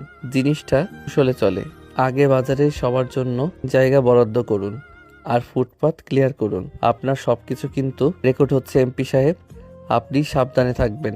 এমপি ঘাবড়ে যায়। ছেলে চালু আছে, বুঝে যায় বেশি ঘাটা যাবে না। আবির সব ব্যবস্থা করিয়ে এসেছে, ছেলে পুলে দিয়ে তাকে আটকেও লাভ হবে না। আবিরকে গুম করলে ওর চেয়ারই থাকবে না, তাই এমপি সমঝোতার সুরে বলে, আচ্ছা, যা হবার হয়েছে। নেক্সট টাইম আমার লোকদের যদি ফিটিয়েছো তবে সমস্যা আছে। নেক্সট টাইম যদি আপনার ছেলেদের আমার সামনে দেখি, সেদিন আপনার ভারপ্রাপ্ত এমপি পদ আমি দেখে নেব। আবির চলে যায়। পেছন পেছন নেহাজরাও বের হলো। আবির বাইকে উঠে বসে, হেলমেট পরতে পরতেই কানে আসে, আবিরকে বলবি না কেন এমপি তোদের চর মেরেছে? শুনবে তো, আস্তে। আর কি ঝামেলার দরকার? সব তো ঠিকভাবেই হলো। তাছাড়া বাবাদের কাছে যদি খবরটা যায়, কৈফিয়ত কি দিবি বল? তাই বলে মার খাবো কিছু না করেই? চুপ কর, চল এখন। ওরা বাইকের কাছে আসে, বাইকে উঠতে যাবে তখন আবির নেহাজকে বলে, দাঁড়া, এমপি কাকে মেরেছে? কই, ওর লোকেরা মারলো আমাদের সামনে, তাই সেটা নিয়ে কথা বলছি। চল ওঠ, পার্টি দেব, বিয়ে পিছিয়েছে। এদিকে তাকা। আবির রিল্যাক্স, চল ভাই। গাল ঘোরা তো। আবির নামিস না বাইক থেকে। তোরা উঠছিস না কেন? কৌশিক গিয়ে নেহাজের মুখটা ঘোরায়। আবির বাইক থেকে নামে, আমরা রেডি ভাই। তোরা কি পাগল হয়ে গেছিস? একটা চড়ই তো গুরুজন মনে করে গ্রহণ করছি। কৌশিক, সুমন, চল। নিজে মায়ের খাবো, ইটস নর্মাল, কিন্তু বন্ধু মায়ের খাবে, ইটস নট নর্মাল। কি করবি দেখ, ঝামেলা বাড়বে। মামা ভয় পাস? ভয় না, কিন্তু তোরা বুঝতে পারছিস না কেন। আবির ক্লাবের ভেতরে ঢোকে। পেছনে সুমন আর কৌশিক। কোনার দিকে কতগুলো হকস্টিক, লাঠি পড়ে আছে। আবির গা থেকে শার্ট খুলে গেঞ্জি পরা আছে, শার্টটা কোমরে বেঁধে নেয়। নেহাজ যে ভয়টা পাচ্ছিল সেটাই হতে যাচ্ছে। একই, তোমরা এখানে কেন? কিছু বলবে? আবির এগিয়ে যায় কোনার দিকে, হাতে তুলে নেয় হকস্টিক। আবির ধীরে ধীরে ঘরের কোণার দিকে এগিয়ে গেল। তার হাঁটার শব্দ যেন ভিড় জমা ঘরের ভেতর ঢেউয়ের মতো প্রতিধ্বনিত হচ্ছিল। মেঝের ধুলো, দেয়ালে ঝোলানো নতুন ব্যানার আর কোণের পাশে ঢাসা কয়েকটা হকস্টিক লাঠি, সব যেন নীরব সাক্ষী হয়ে দাঁড়িয়ে আছে। আবির এক হাতে একটা হকস্টিক তুলে নিল। কৌশিক সুমনেও সেটাই করল, শক্ত করে ধরল। আঙুলের হাড় ফেটে ওঠার মতো চাপ। গায়ে তখন শুধু কালো গেঞ্জি, শার্ট কোমরে বাঁধা, ঘামে ভিজে গায়ে হালকা চকচকে ভাব এসেছে। চোখ দিয়ে যেন তীক্ষ্ণ আগুন বের হচ্ছে। এমপি বলল, একি রে, এখানে কেন? কিছু বলবে?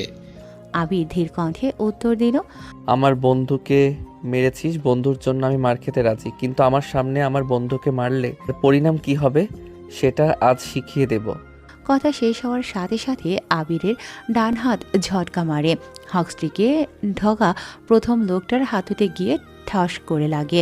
লোকটা মাটিতে গড়াগড়ি খেতে খেতে চিৎকার করে ওঠে। পেছন থেকে দুজন একসাথে ঝাঁপিয়ে এলো। আবির বাঁ হাতে হকস্টিক ঘুরিয়ে একজনের পাঁজরে আঘাত করল, আরেকজনের গলায় হকস্টিকের মাথা ঠেকিয়ে তাকে দেয়ালে ঠেলে দিল। সুমন আর কৌশিকও লাফিয়ে ঝাঁপিয়ে পড়ল, কিন্তু আবির তাদের দিকে না তাকিয়ে বলল, তোরা কাউকে মারবি না, আজ ওদের সাথে আমার হিসাব। এমপির ডান দিক থেকে তিনজন এগিয়ে এলো। একজন হাত তুলতেই আবির নিচু হয়ে তার পায়ের পেছনে লাঠি চালালো। সে সোজা উল্টে গিয়ে অন্য দুজনের গায়ে পড়ল। হঠাৎ পেছন থেকে এক বিশাল দেহি ছেলে আবিরকে জাপটে ধরে। মুহূর্তেই আবির কোমর ঘুরিয়ে পেছনে কোনোই চালিয়ে ছেলেটার পেটে আঘাত করে। ছেলেটার শ্বাস বন্ধ হয়ে হাঁপাতে হাঁপাতে ছেড়ে দিল। এমপি চেয়ার থেকে উঠে দাঁড়ায়। তোকে আজ এখান থেকে বের হতে দেব না, সবাই মার ওটাকে। আবির ধীরে ধীরে তার দিকে এগোতে লাগলো। হকস্টিকের ডগা মাটিতে টেনে এমপির দুপাশ থেকে আরও চারজন দৌড়ে এলো। প্রথম জনকে আবির কাঁধের ওপর দিয়ে স্টিক ঘুরিয়ে মুখে মারল। দাঁত ভাঙার শব্দে বাকিরা থমকে যায়। দ্বিতীয় জনকে এক লাথি মেরে দূরে ছুঁড়ে ফেলল। তৃতীয় জনের হাত ধরে ঘুরিয়ে পিঠের উপর ফেলে দিল। চতুর্থ জন আসতেই আবির স্টিকটা তার পেট বরাবর ঠেলে তাকে চেয়ারের ওপর ফেলে দিল। এমপি পিছিয়ে যেতে লাগলো, কিন্তু আবির এগিয়ে গিয়ে স্টিকের মাথা তার কাঁধে ঠেকিয়ে বলল, বন্ধুর গায়ে হাত দিতেই সাহস লাগে, কিন্তু আজ সেই সাহসের দাম দিচ্ছিস। এক ঝটকায় স্টিক ঘুরিয়ে এমপির হাঁটুতে আঘাত করল। এমপি কাতরাতে কাতরাতে মেঝেতে পড়ে। আবির তার দিকে নিচু হয়ে তাকিয়ে ঠান্ডা কণ্ঠে বলল, এবার থেকে আমার বন্ধুদের দিকে তাকাবার আগে নিজের পরিণতি মনে রাখিস। এমন সময় রাশিক এসে আবিরের পিঠে বাড়ি দেয়। আবির সোজা হয়ে রাশিকের মাথায় সোজা জোরে বাড়ি মারে। রাশিক পড়ে যায় সেখানে। আর কেউ দাঁড়িয়ে নেই। ক্লাবের ভেতরে শুধু গোঙানি আর মেঝেতে পড়া স্টিকের শব্দ। নেহাত, সুমন আর কৌশিক অবাক হয়ে দাঁড়িয়ে আছে। তাদের বন্ধুর মুখে তখনও সেই ঠান্ডা নির্দয় দৃষ্টি। আবির হকস্টিকটা কোনার দিকে ছুঁড়ে ফেলল, তারপর গায়ের ঘাম মুছতে মুছতে বেরিয়ে গেল। পেছনে পড়ে রইল ভাঙা চেয়ার, ছিটকে যাওয়া চায়ের কাপ আর 10 জন কাতরানোর মানুষ। কি করলি তুই? এমপি যদি এখন ঝামেলা পাকায়? এমপি আমি চলতো। আবির বাইক চালিয়ে চলে আসে। ওরা তিনজন জানে আবির যেটাই করুক, ওর বন্ধুদের গায়ে হাত দিলে আবিরকে আর আটকানো যায় না। বাড়ির সবাই বসে আছে খাবার টেবিলে। আবিরের কোনো খোঁজ নেই। ফারিনা, ইয়াসমিন রেগে আছে। বাড়ির সবাইকে ভালো মতো টেক কেয়ার করতে পারলেও আবির হয়েছে একদম ওর বাবার মতোই বেয়ারা। বারবার ফোন দেখছে ফারিনা। আবিরের ফোন বাজলেও রিসিভ হচ্ছে না। সালমান বলে, আরিতার মা, চিন্তা করছো কেন? রাত সবে 11টা বাজে, খাবার শুরু করো, আবির আসবে। চুপ থাকো, বেয়াদবটা আজকে আসুক, ওর কপালে দুঃখ আছে। না বলে সে বের হয়েছে। ফোন দিলেও ফোন ধরে না। ভাই, আমার ছোট বউ, তোমরা খেতে শুরু করো। বজ্জারটা আজকে আসুক। ম্যাজিস্ট্রেট ফোন করে তোমার ছেলের আকামের কথা বলছে, আসুকও। এমন সময় কলিং বেল বেজে ওঠে। ফারিনা গিয়ে দরজা খোলে। আবিরের জ্বর এসে গেছে একটা বাড়ি খেয়ে, কিন্তু মাকে দেখেই জ্বর যেন কিছু সময়ের জন্য চলে যায়। ফারিনা কিছু বলতে যাবে, তার আগেই আবির এসে ফারিনাকে জড়িয়ে ধরে বলে, মা, তোমাকে অনেক ভালোবাসি। একটা তো তোমার ছেলে, তুমি জ্বালাতন সহ্য করবে না তো কে করবে? পরের মেয়ে আসলে কি সহ্য করবে তুমি বলো?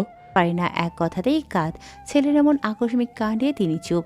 বিশাল পাহাড় সমান রাগ কোথায় যেন উড়ে গেছে। ছেলের মাথায় হাত বুলিয়ে বলে, টেনশন হয় রে, জানিস না কত ভালোবাসি তোকে। এভাবে না বলে যেতে হয় না বাবা। 1 মিনিট তুই এমপির ওখানে ছিলি। আবির কট খেয়ে গেছে, তবে মাকে ছাড়ে না। সাদমানের দিকে তার মা তাকিয়ে বলে, দেখ তোর ছেলে কেমন হয়েছে, পুরো তোর কপি। এটাকেই বলে প্রকৃতির নিয়ম। বড় বউ, ছাড়ো আমার ভাইয়েরে। আবির, এদিকে আয়। দাদিমার ডাক শুনে আবির দৌড়ে যায় তার পাশে। ঐশীর পাশেই বসলো। তার সোজা মেজো চাচা সালমান বসা। আবিরের দিকে তাকিয়ে আছে। আবির সালমানকে বলে, মেজো বাবা খাচ্ছেন না কেন? খাওয়া শুরু করেন। আপনি নাকি অনেক ডেঞ্জারাস একটা উপজেলা, আপনার কথাই চলে। আমি তো ভাবছি গ্রামে গিয়ে আপনার নাম করে যত প্রকার বাতরামি। গ্রামে যাওয়া হচ্ছে না। বিয়ে হলে ছেলে এখানে এসে করবে। আমি বিরাট বড় কমিউনিটি সেন্টার ভাড়া করব। আহ বাবা, গ্রামে যেতে হবে, না হলে তোমার বউকে নিয়ে আমরা যাব। আবির থাম। বাবা, একটা কথা বলবা? হুম। আমি তোমাকে ভালোবাসি, তুমি আমাকে ভালোবাসো না? হ্যাঁ। তাহলে আমি যদি কোনো মেয়ের জন্য চলে যাই, যে কারণেই হোক চলে যাই, তোমার খারাপ লাগবে না? এইসব কি? দেখো, দাদুর উপর রাগ করে আর কত থাকবে? আমি শুনেছি রোজ রাতে তুমি তোমার মা বাবার জন্য কেঁদেছো, আর মেজো বাবা কিন্তু আপনার জন্য অনেক কেঁদেছে। আপনি যে এসেছেন উনি বুঝবে না, আসলে বাবার দিকটাও ভাবা দরকার। আবিরের কথা শুনে সবাই চুপ হয়ে গেছে। সাদমান তাকায় তার স্ত্রী ফারিনার দিকে। ফারিনা ইশারায় হ্যাঁ বলে। দাদিমা আবিরের কানে কানে সালমানের কথা বলে। সালমান আবিরের দিকে তাকায়। আবির ইশারায় তার বাবার সাথে কথা বলতে বলে। ভাইয়া 25-26 বছর আগে যা আবার হয়ে গেছে। তুই ওর আগে ছিলি, আমিও জেদি ছিলাম। হয়তো ভাগ্যে এটাই ছিল, তাই ঘটেছে। এখন দেখ, কেউ খারাপ নই, আল্লাহর রহমতে সবাই ভালো আছি। তুই দেখ ফারিনা ভাবির দিকে, দেখে মনে হয় তোর বাদে আমাদের আরেকটা মা বসে আছে। তুই আসলে ভাগ্য করে ফারিনা ভাবিকে বউ হিসেবে পেয়েছিস। সব রাগ জিদ ভুলে চল না বাড়িতে। বাবা অনেক অসুস্থ হয়ে পড়েছে, তোকে দেখার জন্য খুব করে চেয়েছে। সারাদিন বড় খোকা বলে কত কি শোনাই। তুই বল, তোর যদি এমন রাগ জিদ থাকে, আমারও কতটা বেড়েছিল। সব মেনে এসেছি, চল গ্রামে। দাদি ইশারা করে সালমানকে। সাদমানের হাত ধরতে। সালমান দেরি করে না, বড় ভাইয়ের হাত ধরে সাদমানের চোখ দিয়ে পানি গড়িয়ে পড়ে। আর আবির ঠিক সেই সময় উঠে গিয়ে দুজনের মাঝখানে গিয়ে জড়িয়ে ধরে দুজনকে। সাদমান বলে, ঠিক আছে, যাব গ্রামে। সত্যি ভাই? রে, আমরা গ্রামে যাব। থাম, বিয়ের জন্য পাগল হয়ে গেছে।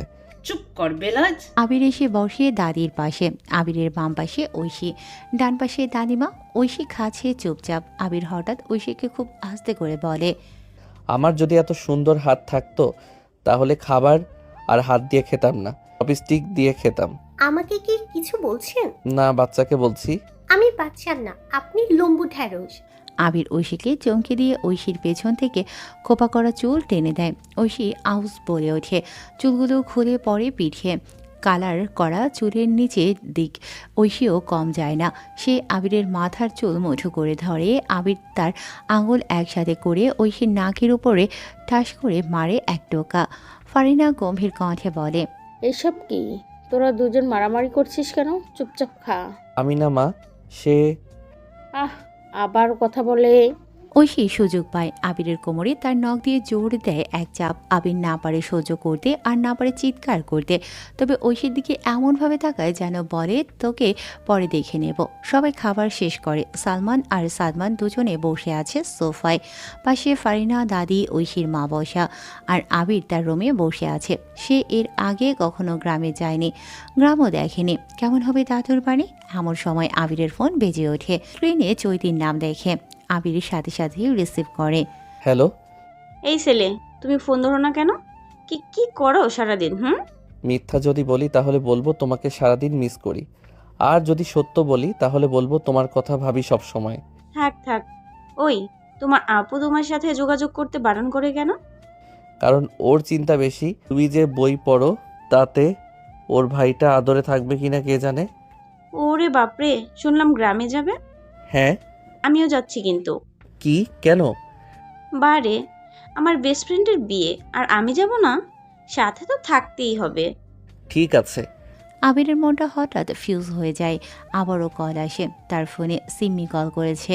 আবির চৈতিকে বলে, রাখি, হ্যাঁ বাবা ডাকছে, পরে ফোন দিব। আচ্ছা ঠিক আছে। আবির চৈতির কল কেটে দিয়ে সিম্মির কল রিসিভ করে। মেয়েটার সাথে সাথেই বলে, আপনার ফোন বিজি ছিল, ব্যস্ত আছেন? রেখে দিব? আরে না, বিজনেস করি তো, সেখান থেকে কল আসে সব সময়। এই নাম্বারটা যদি বিজি পাও ভাববে বিজনেস কলে আছি। আচ্ছা, আমরা দেখা করতে পারি? হ্যাঁ অবশ্যই। বেশ, তাহলে কালকে দেখা হবে। সিম্মি কল কেটে দেয়। আবির যেন হাও ছেড়ে বাঁচে। এত কল আসে ওর নিজেরই বিরক্ত, তবে বেশ ভালোই লাগে। আবির ঘুমোচ্ছে। হঠাৎ ওর মনে হলো একটা ঠান্ডা হাত তার কপালে স্পর্শ করছে। আবির চমকিত হয়ে চোখ মেলে তাকালো। বিছানার পাশে চৈতি বসে আছে, পায়ের দিকে ওর বোন আরিতা। আবির উঠতে গিয়ে পারে না, শরীরটা বেশ দুর্বল লাগছে, কারণ জ্বর ওর গায়ে পড়ে যাচ্ছে। দেখ, আমার বান্ধবী আমারই ছোট ভাইয়ের প্রেমে পড়ে কি হাল করছে। কাল থেকে তোকে ফোন করছে, পাইনি। আমি ডাকতে এসে দেখি তোর অনেক জ্বর। চৈতিকে বলি তোর জ্বর এসেছে, দেখ চলে এসেছে তোর কাছে। কি জাদু করলি তুই আমার বান্ধবীটারে? চৈতি, তুইও না হয়েছিস কলেজে পড়ার নিব্বিদের মতো, ছোট ভাই হয়, তুই প্রেমে পড়লি, তার কাছে কি ছেলের অভাব ছিল? ওই তুই থাম তো, ছোট ভাই হয় তোর, আমার না।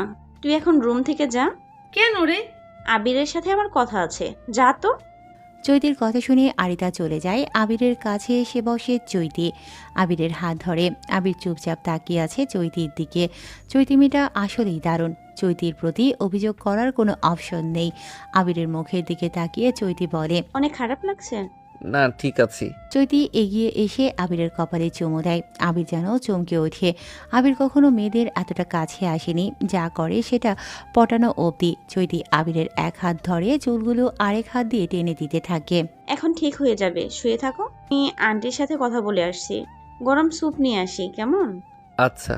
চৈতি উঠে চলে যায়। আবির ধরফর করে বিছানায় উঠে বসলো। এসব কি হচ্ছে ওর সাথে? না না, কোনো মেয়েকে কাছে আসার সুযোগ সে দেবে না। চৈতির থেকে ওর দূরে থাকতেই হবে। কিন্তু কিভাবে? এই মেয়ের ফোন কল যতই ইগনোর করে আবির, ততই মেয়েটা আরও আবিরের কাছে আসতে শুরু করে। আবিরের মা বাবারা সবাই গ্রামের উদ্দেশ্যে বের হয়ে পড়েছে।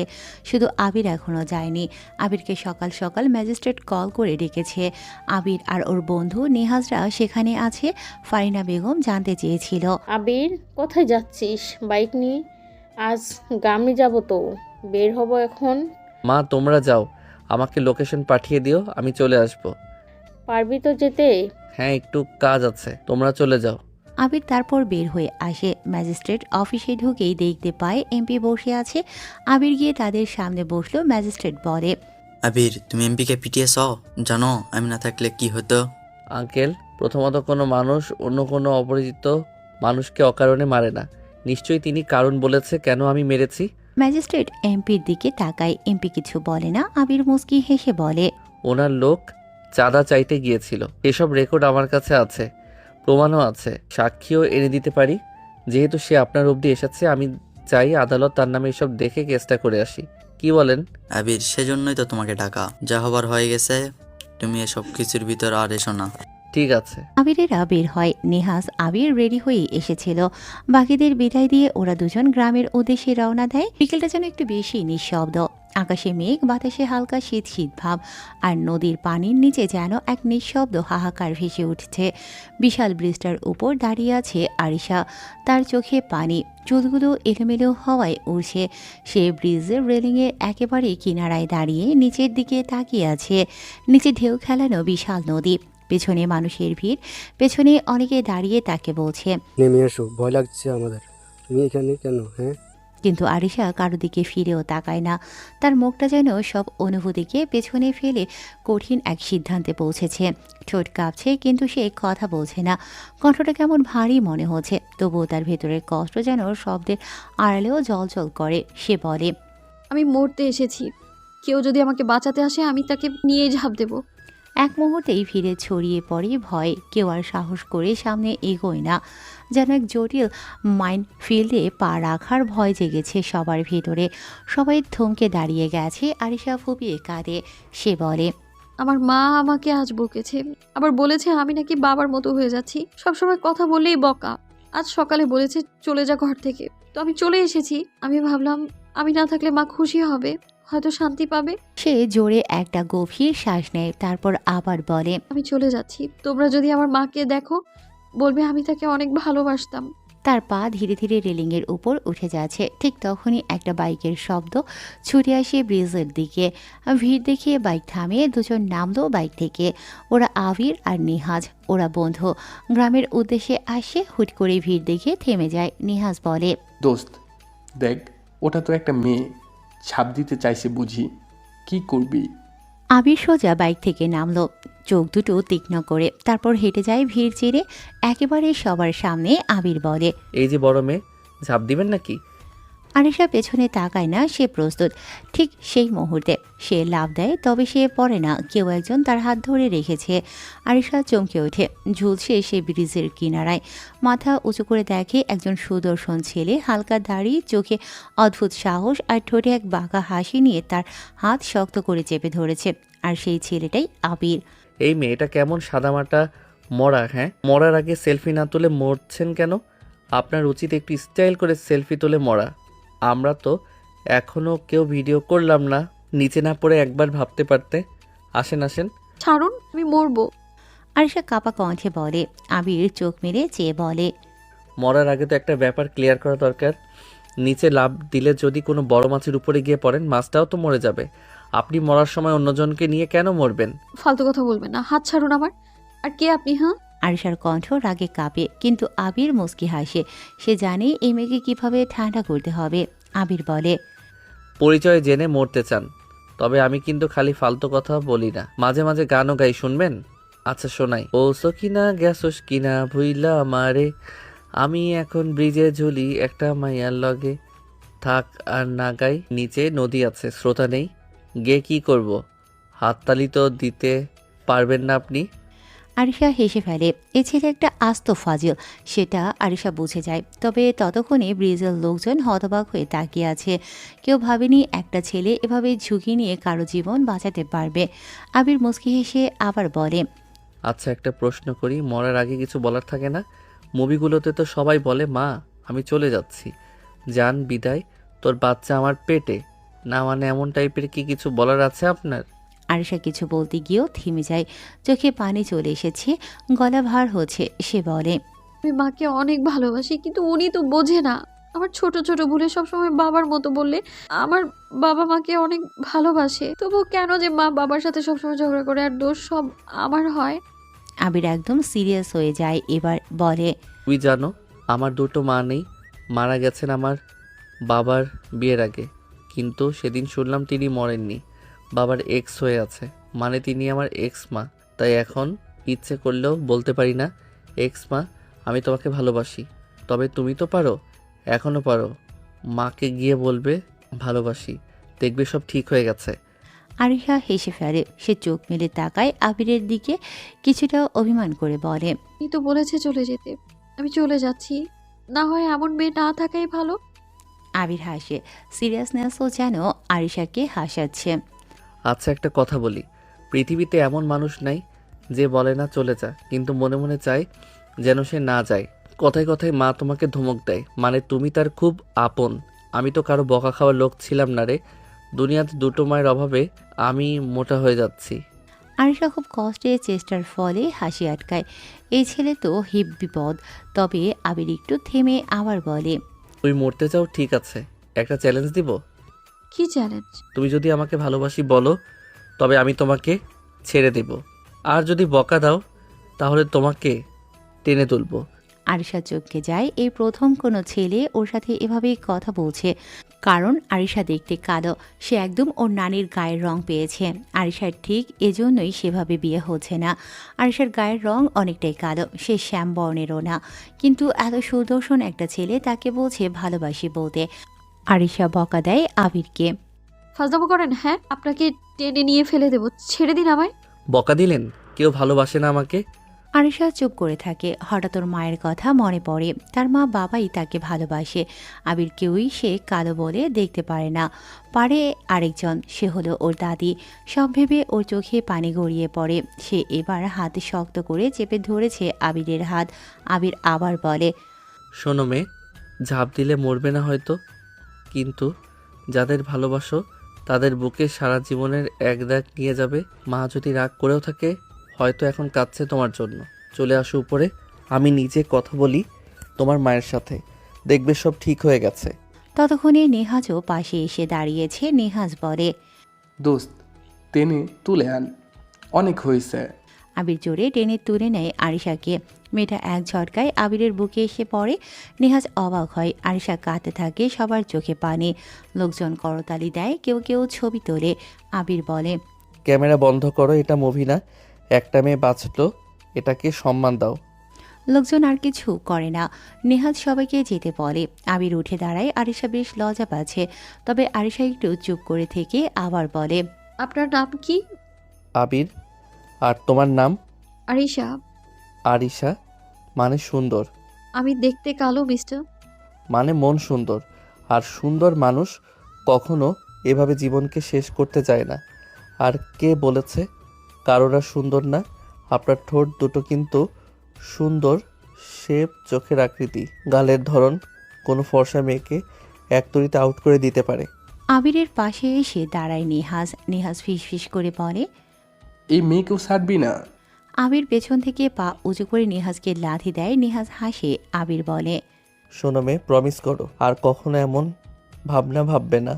বাড়ি যাও, দেখবে তোমার মা টেনশন করছে। আরিশা মাথা নাড়ে। আবির বলে, তাহলে চলো তোমার মায়ের কাছে ফিরে যাই, পৌঁছে দেব। আপনি যাবেন আমার সাথে? কিন্তু আমার দাদু মা এরা কোনো ছেলেকে সহ্য করতে পারে না।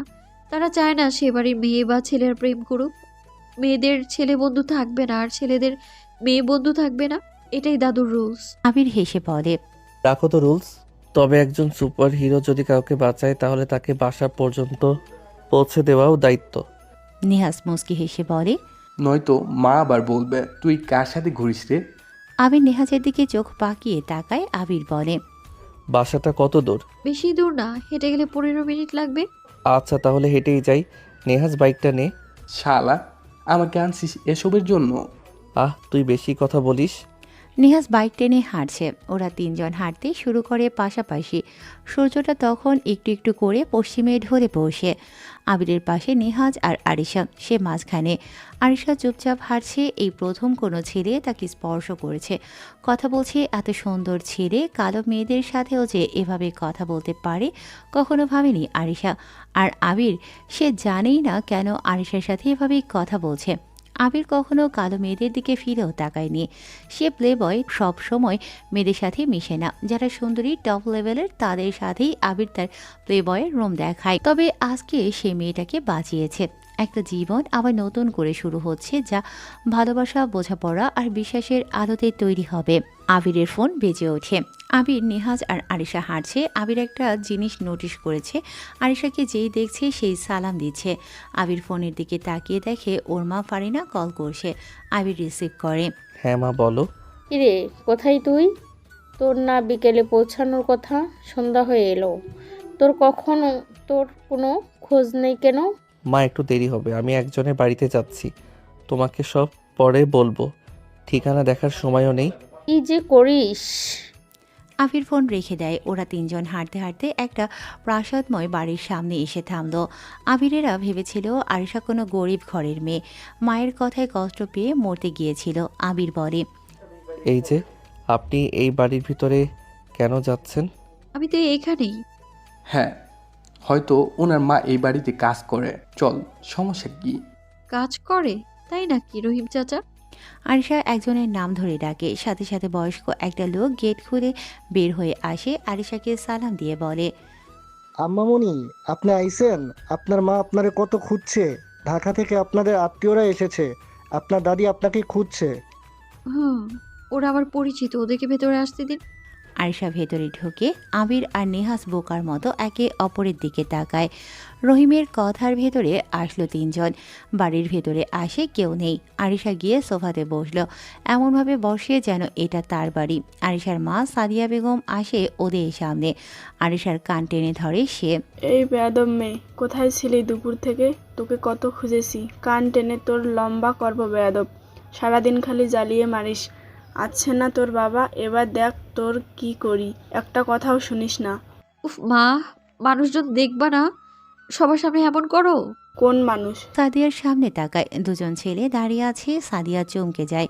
ওর দাদু বা আরিশার বাবা যদি জানতে পারে আরিশা বাড়িতে ছেলে এনেছে, আজকে বাড়িতে যুদ্ধ বাঁধবে। মানুষজন জানার আগে এই দুটো ছেলেকে বের করতে হবে তার।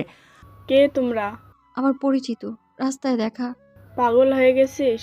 ছেলেদের বাড়িতে আনলি? দেখো বাবা, তোমরা জলদি বের হও। এভাবে কথা বলার জন্য দুঃখিত, কিন্তু তোমাদেরই ভালোর জন্য বলছি। কিন্তু আন্টি। বের হও এক্ষুনি, কেউ দেখার আগে সোজা চলে যাবা। কিন্তু মা। এ কি, তোমরা দাঁড়িয়ে কেন? আবির আর নেহাজ কিছু না বলে বের হয়ে যায়। আরিশা আবিরের দিকে তাকিয়ে থাকে। বেচারা দুজন তার জন্য অপমানিত হলো। আবির বের হয়ে বাইকের কাছে আসে। ওর মায়ের আবার কল। আবির রিসিভ করে। হ্যাঁ মা। সন্ধ্যা হয়ে গেছে, কোথায়? টেনশন লাগে না? মা ঠিকানাটা যেন কোথায়, গ্রামে এসেছি, কি করব এবার? গ্রামে? আচ্ছা শোন, তোর দাদুর নাম সিরাজ আহমেদ, নাম বললেই চিনবে সবাই। আর তার ছেলে মানে তোর মেজো চাচার নাম বলবি সালমান আহমেদ, তাহলে সবাই চিনিয়ে দিবে। গ্রামের নাম বলতো। গ্রাম? হ্যাঁ এটাই। আবির ফোন কেটে দেয়। নিহাজ বলে, কি বললো আন্টি? বললো এই গ্রামেই ঠিক আছে। দাদু আর চাচুর নাম বলতে বললো। কাকে যে জিজ্ঞাসা করি? এই বাড়ির দারোয়ানকে জিজ্ঞানা। আরে না, চলতো। আবির আর নেহাজ বাইকে উঠে দুজনে চলে আসে সেখান থেকে। রাহা দেশের বাইরে থেকে গ্রামে এসেছে আজ তৃতীয়বার। তবে আগের দুবার এসেছিল অনেক ছোট থাকতে। বড় হবার পর আর আসা হয়নি। এয়ারপোর্ট থেকে বের হতে হতে অনেকটা সময় লেগে গেছে। তার ভাই রিহানের দেয়া লোকেশনে এসে পৌঁছেছে, কিন্তু রাস্তার কাজ চলাতে গ্রামের মাথায় এসে আর গাড়ি যায় না রায়হার। রাহা তার ভারী লাগেজ নিয়ে হেঁটে হেঁটে আসে। আমেরিকাতে থাকে সে। তার চাচার কাছেই বড় হয়েছে রাহা। গ্রামে এসেছে একদম বিদেশি সাজে, দেখতেও ফরেনারের কোনো মেয়ের মতোই। রাহা হাঁটছে লাগেজ হাতে। রাস্তা পুরোটা ফাঁকা, ঠিকানাটাও ভুলে গেছে। তার ভাইকে যে কল করবে তার উপায়ও নেই, কারণ ফোনে চার্জ নেই। রাহা কেবল ওর বাবা আর ভাইয়ের নাম জেনেই আগাচ্ছে। মোড়ের মাথায় এসে একজনকে জিজ্ঞাসা করছিল, খালেদ সাহেবের বাড়ির রাস্তাটা কোন দিকে? দেখিয়েও দিয়েছে। রাহা সেদিকেই হেঁটে যাচ্ছে। বেশ কিছু সময় ধরে হাঁটছে, কিন্তু গ্রামের রাস্তার কোনো মানুষই জনই দেখা দিচ্ছে না। হঠাৎ দুটো বাইক দেখতে পায় রাহা। রাহা হাঁটছে, তবে বাইকে থাকা ছেলেগুলো হঠাৎ রাহার দিকে তাকায়। ওরা এমপির ছেলে আর তার বন্ধুরা। মাহিন হঠাৎ বলে, হায় হায়, বিদেশি মাল এখানে? কে রে মালটা? বাইক থামা। সাথে সাথেই বাইক থেমে যায়। ছেলেগুলো নেমে রাহার সামনে এসে দাঁড়ায়। রাহা একটু স্বস্তি অনুভব করে কাউকে দেখে। মাহিন বলে, বিদেশি মেয়ে এই গ্রামে, কি ব্যাপার? Excuse me, please tell me which way is Khalid house? I mean, do you know Khalid Rahman? রাহার কথা শুনে ওরা চারজন একে অপরের দিকে তাকায়। মাহিন ছাড়া বাকি ছেলেগুলো অশিক্ষিত। নেতার ছেলের পেছনে ঘুরে বেড়ায়। মাহিনকে সাকিব বলে, বন্ধু বেরি দেখি ইংরেজি কয়, কি বলো রে? কি বলবেন, মাহিন রে মনে হয় প্রেম নিবেদন করেছে। চুপ হাঁটার দল, মালটা নতুন বুঝলি। চল মজা করি। সে ঠিকানা জানতে চায়। ভুল ঠিকানা দিয়ে মালটাকে চল গায়েব করে দিই। কিন্তু যদি সমস্যা হয়? মেয়ের ফোন, আইডি, পাসপোর্ট যা আছে সব জ্বালিয়ে দেব। বিদেশি মাল, সে মজা হবে। আর আমার বাবা এমপি, তো এসব নিয়ে ভাবা লাগে। কত মেয়েকে উঠিয়ে নিয়ে খেয়ে দিলাম। পুলিশকেও দরকার হলে ডাকবো। চল মামা, কাজটা করে ফেলি। Hello, can you hear me? Yes, আইকন Khalid Rahman. Oh thanks god. বাংলাতে বলুন, আমি বাংলা বুঝি, তবে খুব একটা বলতে পারি না। Please tell me. আচ্ছা, এই যে সামনে আর একটু এগিয়ে যাবেন, দুই দিকে দুটো গ্রাম, একটা বড় ব্রিজ পড়বে। ব্রিজের ডান পাশ দিয়ে যে রাস্তাটা, ওটা দিয়ে 20 মিনিট হাঁটলে ওনার বাড়ি। Oh thank you. মানে তুমি কি একা?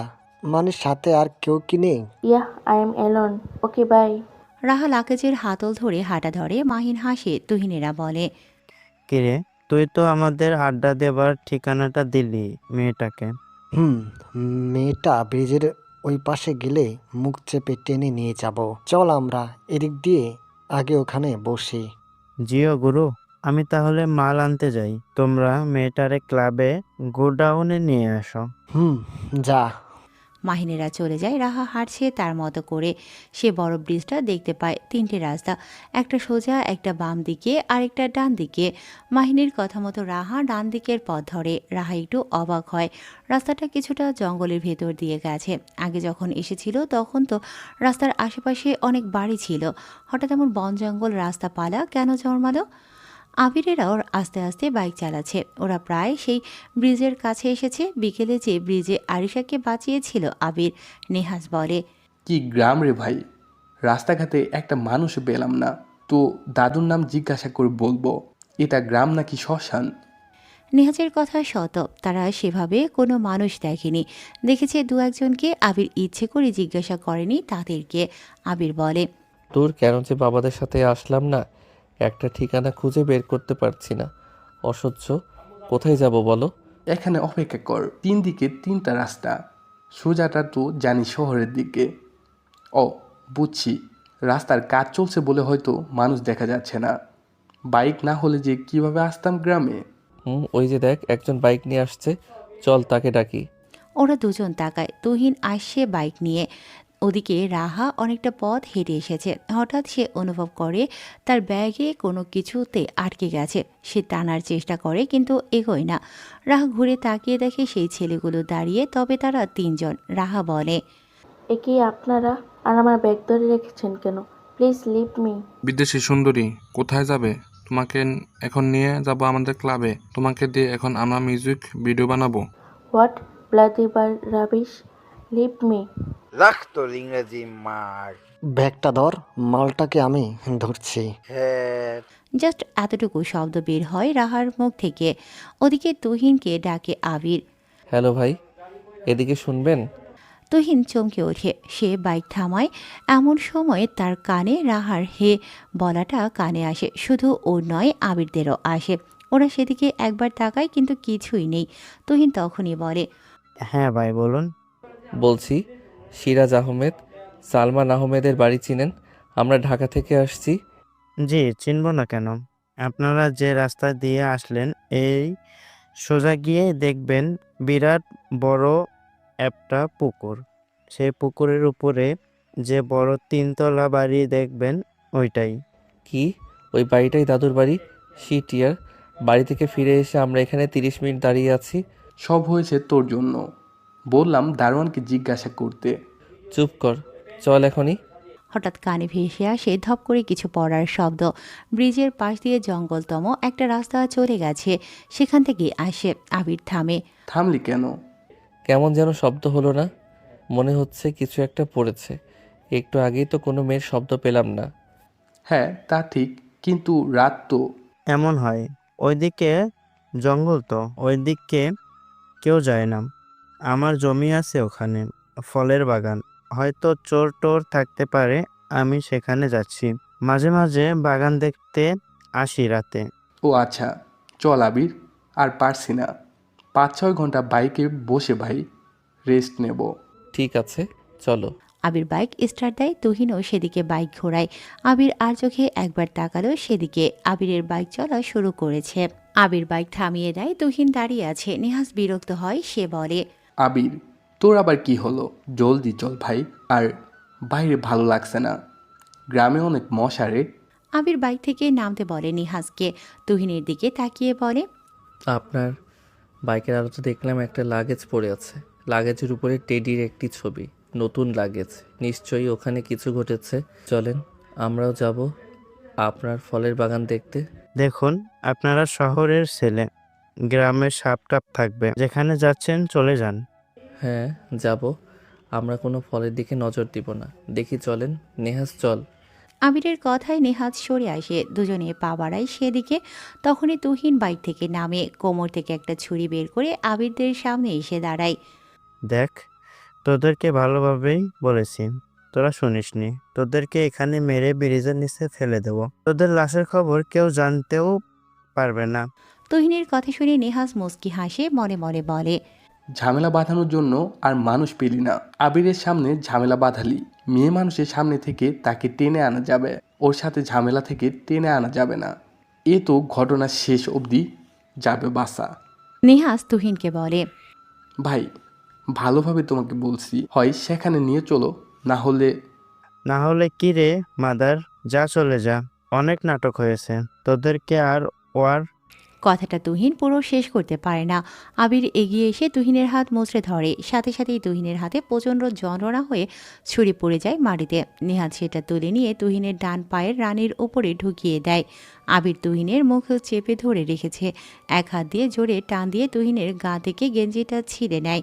তারপর গালের মধ্যে ঢুকিয়ে দিয়ে আরেকটা হাত মুচড়ে দেয়। এরপর তুহিনকে আবির টেনে নিয়ে যায় ব্রিজের সেই ডান পাশের রাস্তার দিকে। ঝোপের কাছে ফেলে দেয় তুহিনকে। নেহাজ তুহিনের বাইকটা আনে, ওর পাশে রাখে। প্যাকেট দেখতে পায় আবির। নেহাজকে বলে, দেখ তো প্যাকেটে কি। দাদা, আরে বাহ, মাল আছে পকেটে। তার মানে মেয়েটাকে ওরা। চল দ্রুত। আবির আর নেহাজ এগিয়ে যায়। গালিব নামের ছেলেটা এগিয়ে আসে। রাহার লাগেজটা নিতে আসে। ঠিক সেই সময়ে আবিরারা এসে পৌঁছয়। গালিব ওদেরকে দেখে প্রথমে চমকে ওঠে। মাইনিরা রাহাকে নিয়ে গেছে গোডাউনের ঘরে, মুখ বেঁধে বসিয়ে রেখেছে তাকে। গালিব ওদের দেখেই সেও কোমর থেকে ছুরি বের করে। তোরা কে? এখানে কি করছিস? চলে যা শালা। ব্যাগটা এদিকে দে। নেহাজ, ছুরিটা আছে তোর কাছে? হ্যাঁ বস, নে ধর। আবির ক্যাচ ধরে ছুরিটা। গালিব এগিয়ে আসে। আবির হেসে একটু সরে গিয়ে গালিবের বাহুতে ছুরি ঢুকিয়ে দেয়। গালিব চিৎকার করতে যাবে, তখনই নিহাজ এসে গালিবের মুখে হাত দিয়ে চিৎকার আটকায়। গালিবের মুখে দুটো ঘুষিও দেয় নেহাজ। আবির বলে, কিরে, তুই আবার কবে থেকে ফাইটিং শুরু করেছিস? এই যে বাবা সিনিয়র সাথে বিয়ে ঠিক করছে না, এখন তো পিছিয়েছে, কষ্টগুলো কাকে দেখাবো? তাই পাঞ্চিং বেগে রোজ ঘুষি মারতাম কষ্টের ঠেলায়। জন সিনা হয়ে গেছিস নাকি? হারামি, ওটা জন সিনা হবে। হি হি হি। শয়তান, সামনে চল, একটা ঘর দেখা যাচ্ছে। লাগেজটা সাথে নে, আমি দেখছি। আবির এগিয়ে যায়। পেছনে নিহাজ ভারী লাগেজ টানতে থাকে। একটা ভেন্টি ব্যাগ পড়ে আছে। নিহাজ সেটা তুলে নিয়ে দেখে সেটাতে ফোন, টাকা, পাসপোর্ট, টিকিট সব আছে। আইডি কার্ড দেখে বলে, আবির, মেয়েটাকে ফেরা না, আইডি কার্ডে দেখলাম আমেরিকার বাসিন্দা। ও, নাম কি? রাহা। আচ্ছা, আই দেখি। ওরা চলে এসেছে দরজার সামনে। কড়া নাড়ে। আবির ভেতরে বসে আছে সাকিব আর মাহিন। দরজার কড়া নাড়ার শব্দে ওরা তাকায়। রাহাও তাকায়। হাত মুখ বাঁধা, ওর পিস্তল ঠেকিয়ে বসে আছে মাহিন। কি রে বিদেশি মাল, আজকে তোকে নিয়ে মাস্তি হবে। ভাই, দরজায় টোকা পড়ছে। সাকিব, মনে হয় মাল দুটো চলে এসেছে, খুলে দে দরজা। ঠিক আছে বন্ধু। সাকিব এগিয়ে যায় দরজার দিকে। দরজা খুলতেই দেখতে পায় দুজন অচেনা ছেলে দাঁড়িয়ে আছে। সাকিব কিছু বলার আগেই আবির জোরে একটা ঘুষি দেয় সাকিবের মুখে। সাকিব ছিটকে পড়ে ভেতরে। মাহিন রাহার দিক থেকে পিস্তল সরিয়ে দরজার দিকে তাকায়। নেহাজ আবিরের কাছে রাহার ভেন্টি ব্যাগ দেয়। আবির সেটা হাতে নিয়ে মাহিনের পিস্তলের হাতে ছুঁড়ে মারে। সাথে সাথে পিস্তল পড়ে যায় নিচে। আবির দৌড়ে আসে। মাহিনের এক পাশ দিয়ে দৌড়ে গিয়ে রাহার কাছে আসে। রাহার হাতের আর মুখের বাঁধন খুলে দেয়। রাহা হাঁপাতে থাকে। আবির বলে, are you okay? Yes, I am okay, but he is bastard. সে মেরে ফেলবে। পারবে না, উঠুন। আবির রাহার হাত ধরে টেনে তোলে। রাহা উঠে দাঁড়াতেই মাহিন ধপ করে নিচে পড়ে যায়। ওর পেট থেকে রক্ত বের হতে শুরু করে। মাহিন পড়ে গিয়ে বলে, কে তোরা? তোরা জানিস না কার গায়ে হাত তুলেছিস? তোদেরকে খুঁজে খুঁজে মারবো। আগে হাসপাতালে যা, নিজে ঠিক হয়ে নে ভাই। রাহার হাত ধরে বের করে আনে আবির। তার ব্যাগটাও আবিরের কাছে। তিনজন হাঁটছে গোডাউন থেকে বের হয়ে। রাহা মাঝখানে। দুই পাশে দুজন ছেলে। রাহাকে বলে, who are you? I am Raha. My father name is Khaled, but my brother name is Rihan. Rihan? গ্রামের নাম কি? ফুলতলা গ্রাম। নামটা কেমন চেনা চেনা মনে হচ্ছে না আবির? হ্যাঁ, জিজুর নাম মনে হচ্ছে। জিজু? আপনি কোনো বিয়ের জন্য এসেছেন? হ্যাঁ, আমার ভাইয়ের বিয়ে নেক্সট উইকে। আবির, আরিতা আপুর বিয়েও তো নেক্সট উইকে। গ্রাম ফুলতলা, ছেলে ডাক্তার। হ্যাঁ, আমার ভাই তো ডাক্তার, আর বাবির নাম আরিতা হবে। কি, ওটা আমার বোন? ওহ, তার মানে আপনারাও কি গ্রামে এসেছেন? হ্যাঁ। ও মাই গড, ভাইয়ের নাম্বার আছে? হুম। কল দেওয়া যাবে? আমার ফোনে চার্জ শেষ। আবির রিহানের নাম্বারে কল দেয়। একবার বাজার পর রিহান রিসিভ করে। আবিরের নাম্বার সেভ করাই আছে তার ফোনে। হ্যালো জিজু। আবির, এই সময়ে তুমি? আপনার কি কোনো বোন আছে? হ্যাঁ, কেন? তার নাম কি রাহা? হ্যাঁ, তুমি কিভাবে জানো? আর ওর গ্রামে আসার কথা? এতক্ষণে তো চলে আসে। রাহা আমার সাথে পথ হারিয়ে ফেলেছে, আমিও ফেলেছি। দেখা হয়ে কথা বলতে বলতে চিনে ফেলেছি। ঠিকানা দেন, পৌঁছে দিচ্ছি। কোথায় আছো তোমরা? ব্রিজের উপরে। বাম পাশের রাস্তা দিয়ে আসো। গ্রাম আমাদের শুরু, এরপর 2 কিলোমিটার পথ, তারপর আমাদের বাড়ি। আচ্ছা ভাই। আর রাহার ফোনে চার্জ নেই, সেজন্য বন্ধ। আবির ফোন কেটে দেয়। রিহানের মাথা থেকে চিন্তা চলে গেছে। এতক্ষণে আবির নিহাজকে বলে, বাইক চালা, আমি লাগেজ আর মেয়েটাকে ধরছি। শালা, তুই চালাতে পারিস না? বেশি কথা বলিস না। বুঝছি তুমি কি চাও, বেয়ান সাহেবা বলে কথা। নেহাজ বাইক চালায়। আবির লাগেজ ধরেছে। পেছনে উঠে বসে রাহা। যদিও রাহার কাছে আগেই শুনেছে অসুবিধা হবে কিনা। রাহা এক কথায় উঠে পড়েছে। নেহাজ বাইক চালাচ্ছে। আবির বসে আছে মাঝে। পেছনে রাহা। আবির হঠাৎ বলে, আচ্ছা বেআইন সাহেবা, আজ যদি কিছু হয়ে যেত তখন কি হতো বলেন তো? এটা বাংলাদেশ, ক্রাইমের বিচার বাদে বাকি সবই হয়। জানি না, ভয় পেয়েছিলাম। আমার মতো বেআই থাকতে আপনার ভয় কিসের? বিপদে পড়ে আল্লাহর পর আমাকে স্মরণ করবেন, চলে আসবো। আহারে হিরো আমার, বাঙালি ছেলেরা সস্তা ফ্ল্যাট ভালো পারে। বাহ, আপনি তো দেখি অনেক বাঙালিদের চিনেন। হ্যাঁ, ভার্সিটিতে আছে তো, তারা বিদেশি মেয়েদের পটানোর ধান্দায় থাকে। আপনি পড়বেন নাকি? আমাকে পটানো সহজ না। ও তাই না, আসলে পটানোর দরকার মনে করি না। কেন? পটাতে হলে তো সুন্দরী হতে হবে তাকে, আপনি তো সেরকম সুন্দরী না, এজন্য আমি পটাবো না। তবে আমার বন্ধু পটাতে পারে, ওর আবার কম সুন্দরী মেয়েদের পছন্দ। আমি সুন্দরী না? সেটা তো আমার বন্ধুই ভালো জানে। আপনি তো খুবই খারাপ। আবির হাসে। নেহাজ বেচারা চুপচাপ বাইক চালাচ্ছে। ওর আর কোনো কাজ নেই। সে আবিরকে ভালো করেই জানে কখন কাকে কিভাবে পটাবে। নেহাজ মুচকি হাসে। বাইকের হেডলাইটের আলো অন্ধকার সরিয়ে এগিয়ে যাচ্ছে। আবিরের ফোন লাগাতার বেজে চলেছে। ফারিনা বেগম একের পর এক কল করে যাচ্ছে। ভাইব্রেট করছে ফোন। আবির বুঝতে পারলেও এখন কথা বলার সময় নেই। কিছু সময় পর আবির দেখতে পায় রিহান রাস্তার পাশে দাঁড়িয়ে আছে। একটা বাড়ির সামনে রিহান তাদের জন্য অপেক্ষা করছে। আবিরদের দেখে জোরে ডাক দেয় রিহান। আবির এখানে? নেহাজ বাইক থামায়। ওরা নামে রিহান এগিয়ে এসে আবির আর নেহাজকে জড়িয়ে ধরে বলে, কি যে টেনশন থেকে মুক্ত হলাম। আবির নিজেকে ছাড়িয়ে বলে, এই নিন আপনার বোন, একদম ঠিকঠাক আছে। রাস্তা একটু সমস্যাতে পড়েছিল, সেসব নিয়ে টেনশন নেই। রাহা এগিয়ে আসে রিহানকে জড়িয়ে ধরে। রাহা বলে, thanks god, finally I am find my home. Rihan বলে, ভেতরে চলো সবাই। আবির বলে, না জিজু, আজ না, আমিও ঢাকা থেকে এসেছি, মা চিন্তা করছে। এখন বাড়িতে না গেলে খুব খারাপ হবে, আসবো অন্যদিন। কিন্তু এভাবে বাড়ির সামনে থেকে ফিরে গেলে তোমার বোন জানলে খারাপ আছে। আসো এখনই, মা বাবার সাথে দেখা করে যাও। না ভাইয়া, আজ না, আর আপুকে না জানালেই হবে। তাহলে কবে আসবে বলো? বিআইন যেদিন ডাকবে। কথাটা বলে আবির রাহার দিকে তাকায়। মেয়েটা একটু হাইটে শর্ট, তবে স্টাইলিশ বেশ। রাহা বলে, আসবেন যে কোনো দিন। আবির মুচকি হেসে বাইকের কাছে যায়। তারপর বিদায় জানিয়ে চলে আসে সেখান থেকে। রাত 11টা বেজে গিয়েছে। বাড়ির সবাই এখনও না খেয়ে আবিরের জন্য টেনশন করছে। আবির বাড়িতে এসে পৌঁছেছে। কলিং বেল বাজাতেই সাদিয়া দরজা খুলে দেয়। সাদিয়া ওদেরকে আবার দেখে বলে, কি ব্যাপার তোমরা তোমরা আবার এখানে? দেখো বাড়িতে অনেক লোক, আর ঝামেলা করো না প্লিজ। আসলে আবির, কি ব্যাপার, এত দেরি করে আসলে কেন? তোমার মা টেনশনে না খেয়ে প্রেশার উঠে গেছে। কই ছিলে তোমরা? মেজো চাচ্চু, আসলে রাস্তা হারিয়ে ফেলেছিলাম। গাধা, আমার নাম বললে হয়ে যায়। একবার এসেছিলাম বাড়িতে, কিন্তু আবির সাদিয়ার দিকে তাকায়। তার মেজো চাচি তিনি। সাদিয়া অবাক হয়ে চোখ বড় বড় করে তাকিয়ে আছে। সাদমানের ছেলে আবির আর সাদমানের এক্স গার্লফ্রেন্ড সাদিয়া। আবির আর তার কানের কাছে মুখ এনে বলে, এক্স মা আমাকে বের করে দিয়েছিলেন, চাচুকে বলবো নাকি? আবির, বাহিরে কেন রে? ভেতরে আয়।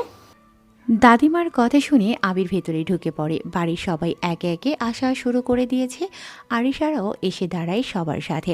আরিশা আরও অবাক হয়, তার কাজিনের সাথে তার আগেই আলাপ হয়েছে, অথচ কেউ জানতো না। ফারিনা বেগম এসে আবিরের কান টেনে ধরে, হাজির বেয়াদব শয়তান বান্দর কোথাকার, কতবার কল দিয়েছি, কল তুলিস না কেন? একটা ছেলে টেনশনে মরে যাচ্ছি আমি। কথা শেষ করেই ফারিনা নেহাজের কানও টেনে আরেক হাতে। দুজনেই চিৎকার করে ওঠে, মা লাগছে, সবার সামনে কেন এমন করো? আন্টি ছাড়েন না, এভাবে সবার সামনে মান সম্মান খেয়ে দিলেন। তোরা দুটো কোথায় ছিলে? হ্যাঁ, গ্রামে এসেও পা স্থির থাকে না। ওদের কাণ্ডে পুরো বাড়িতে হাসির রোল পড়ে যায়। সাদিয়া বেগমও হেসে ফেলেছে। এমন সময় আবিরের দাদু সিরাজ সাহেব সাদমান আর সাইফের সাথে নামে সিঁড়ি বেয়ে। ওদেরকে দেখেই ফারিনা ওদের ছেড়ে দেয়। সাদমানের দিকে তাকায় সাদিয়া। কিছুটা সরে গিয়ে সালমানের পেছনে এসে দাঁড়ায়। সাদমান একটু তাকিয়ে চোখ সরিয়ে নেয় সাদিয়ার থেকে। সাদিয়া দেখতে শ্যামবর্ণের, তবুও সাদমান তাকে ভালোবাসত অনেক। সাদিয়াও ভালোবাসত। দুজনের মনে পড়ে যায় গ্রামের রাস্তায় হাত ধরে হাঁটার সেই দৃশ্য। রাতে সবাই একসাথে খাবার খেতে বসেছে। আবির তার দাদুর পাশে বসেছে। তার দাদুর সাথে আবিরের অল্প সময়ে ভেতরেই খাতির হয়ে গেছে। সিরাজ সাহেব খুবই খুশি। বহু বছর পর বাড়ি ভর্তি মানুষ একসাথে হয়েছে। সবার ভিতরে হাসি খুশি লেগে আছে। আরিশা খাবার বেড়ে দিচ্ছে। সে আবিরের পাশে এসে তরকারি বেড়ে দেবার সময় একটু বেশি দিয়ে ফেলে সে। আবির হাত উঁচু করে থামাতে চায়। আরিশার ওনাটাও নিচে নেমে যায়, ফলে আবিরের হাতের ঘড়ির সাথে ওনাটা আটকায়, কিন্তু দুজনেই খেয়াল করে না। ছোট চাচি আরিশা আর তার মা সবার খাবার বেড়ে দিচ্ছে। খাবার দিতে দিতে সাদিয়া সাদমানের পাশে এসে দাঁড়িয়েছে আর একটু পোলাও দিতে যাবে। তখনই সাদমান বলে, আর না সাদি। সাদিয়ার হাত কাঁপতে শুরু করে দেয়। পাশে থাকা সালমান আর চোখে তাকালেও তার দিকে। সাদমানও যেন ঘর থেকে বের হয়ে বুঝতে পারে না কি বলে ফেলেছে সে। তিনজনের ভেতরেই নীরবতা নেমে এসেছে। বারণ সাদমান সাদিয়াকে শর্ট করে সাদি বলেই ডাকতো, আর সাদমানকে সাদিয়া সাদ বলে ডাকতো। দুজনের আবারও চোখাচোখি হয়। সাদমান আস্তে করে বলে, সরি।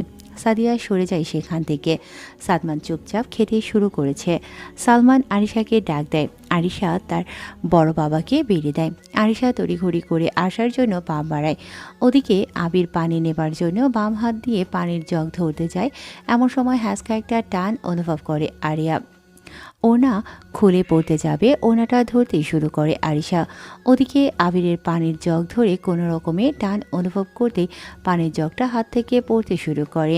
আরিশা এক টানে এসে পড়ে আবিরের কাছে। ওই টানেই আবিরের গালে এসে একটা আকস্মিক চুমু খেয়ে বসে আরিশা, আর পানির জগটা এসে পড়ে আবিরের কোলে। ঘটনা এতটাই দ্রুত হয় যে সবাই চমকে ওঠে, কিন্তু চুমুর বিষয়টা আরিশা আর আবিরই জানে। তবে বাকি সব কিছুতে বাকিরা চমকে ওঠে। সাদিয়া রেগে যায়। উফ আরিশা, কি করলি? হ্যাঁ, একটা কাজ তোর দিয়ে ঠিকমতো হয় না। সারাদিন খালি ঘরের ভিতরে পড়ে থাকিস, কোনো কাজ বললে জেদ ধরে বসে থাকিস। সব সময় এত জ্বালাস কেন? সব কাজ আমাকে দিয়ে করাতে হয়? করাবি তো, বাড়ির কাজের লোক আমি তো, সব সময় আমাকে পাবি। মেজো বউ, কি শুরু করেছো? হয়েছে একটু ভুল, তাই বলে এসব কি কথা? এসব কথা আপনার নাতনিকে বোঝান মা। বিয়ে টিয়ে করতে চায় না, ঘরে সং সেজে বসে থাকে, একটা হাতের কাজও করে না। কাজ সব পারে, কিন্তু করতে তো হবেই। সাদিয়া থামো এবার, বাড়িতে কাজের লোক আছে। কাজ তো তোমার শুধু সালমানের কাপড় কাচা আর সে কি খেতে পছন্দ করে সেটা দেখা। এভাবে আরিশাকে কথা শোনাচ্ছ কেন? আপনাদের আদর পেয়ে মেয়েটা শেষ হয়েছে। কবে বিয়ে করবেও? ছেলে দেখতে আসলে কি না কি বলে, ছেলে চলে যায় কালো হয়ে, যত দোষ। উফ। সাদিয়া, যাও নিজের ঘরে যাও। হ্যাঁ, আমার কথা তো এখন কারো ভালো লাগবে না। কি করার, আমার সবার কথা মতো চলা লাগে। থাক, আমিই যাচ্ছি। আরিশা কেঁদে এই কথাটা বলে। সে আর কোনো দিকে না তাকিয়ে দৌড়ে চলে যায় নিজের ঘরের দিকে। তখনও আরিশার ওড়নাটা বেঁধেছিল আবিরের হাতে।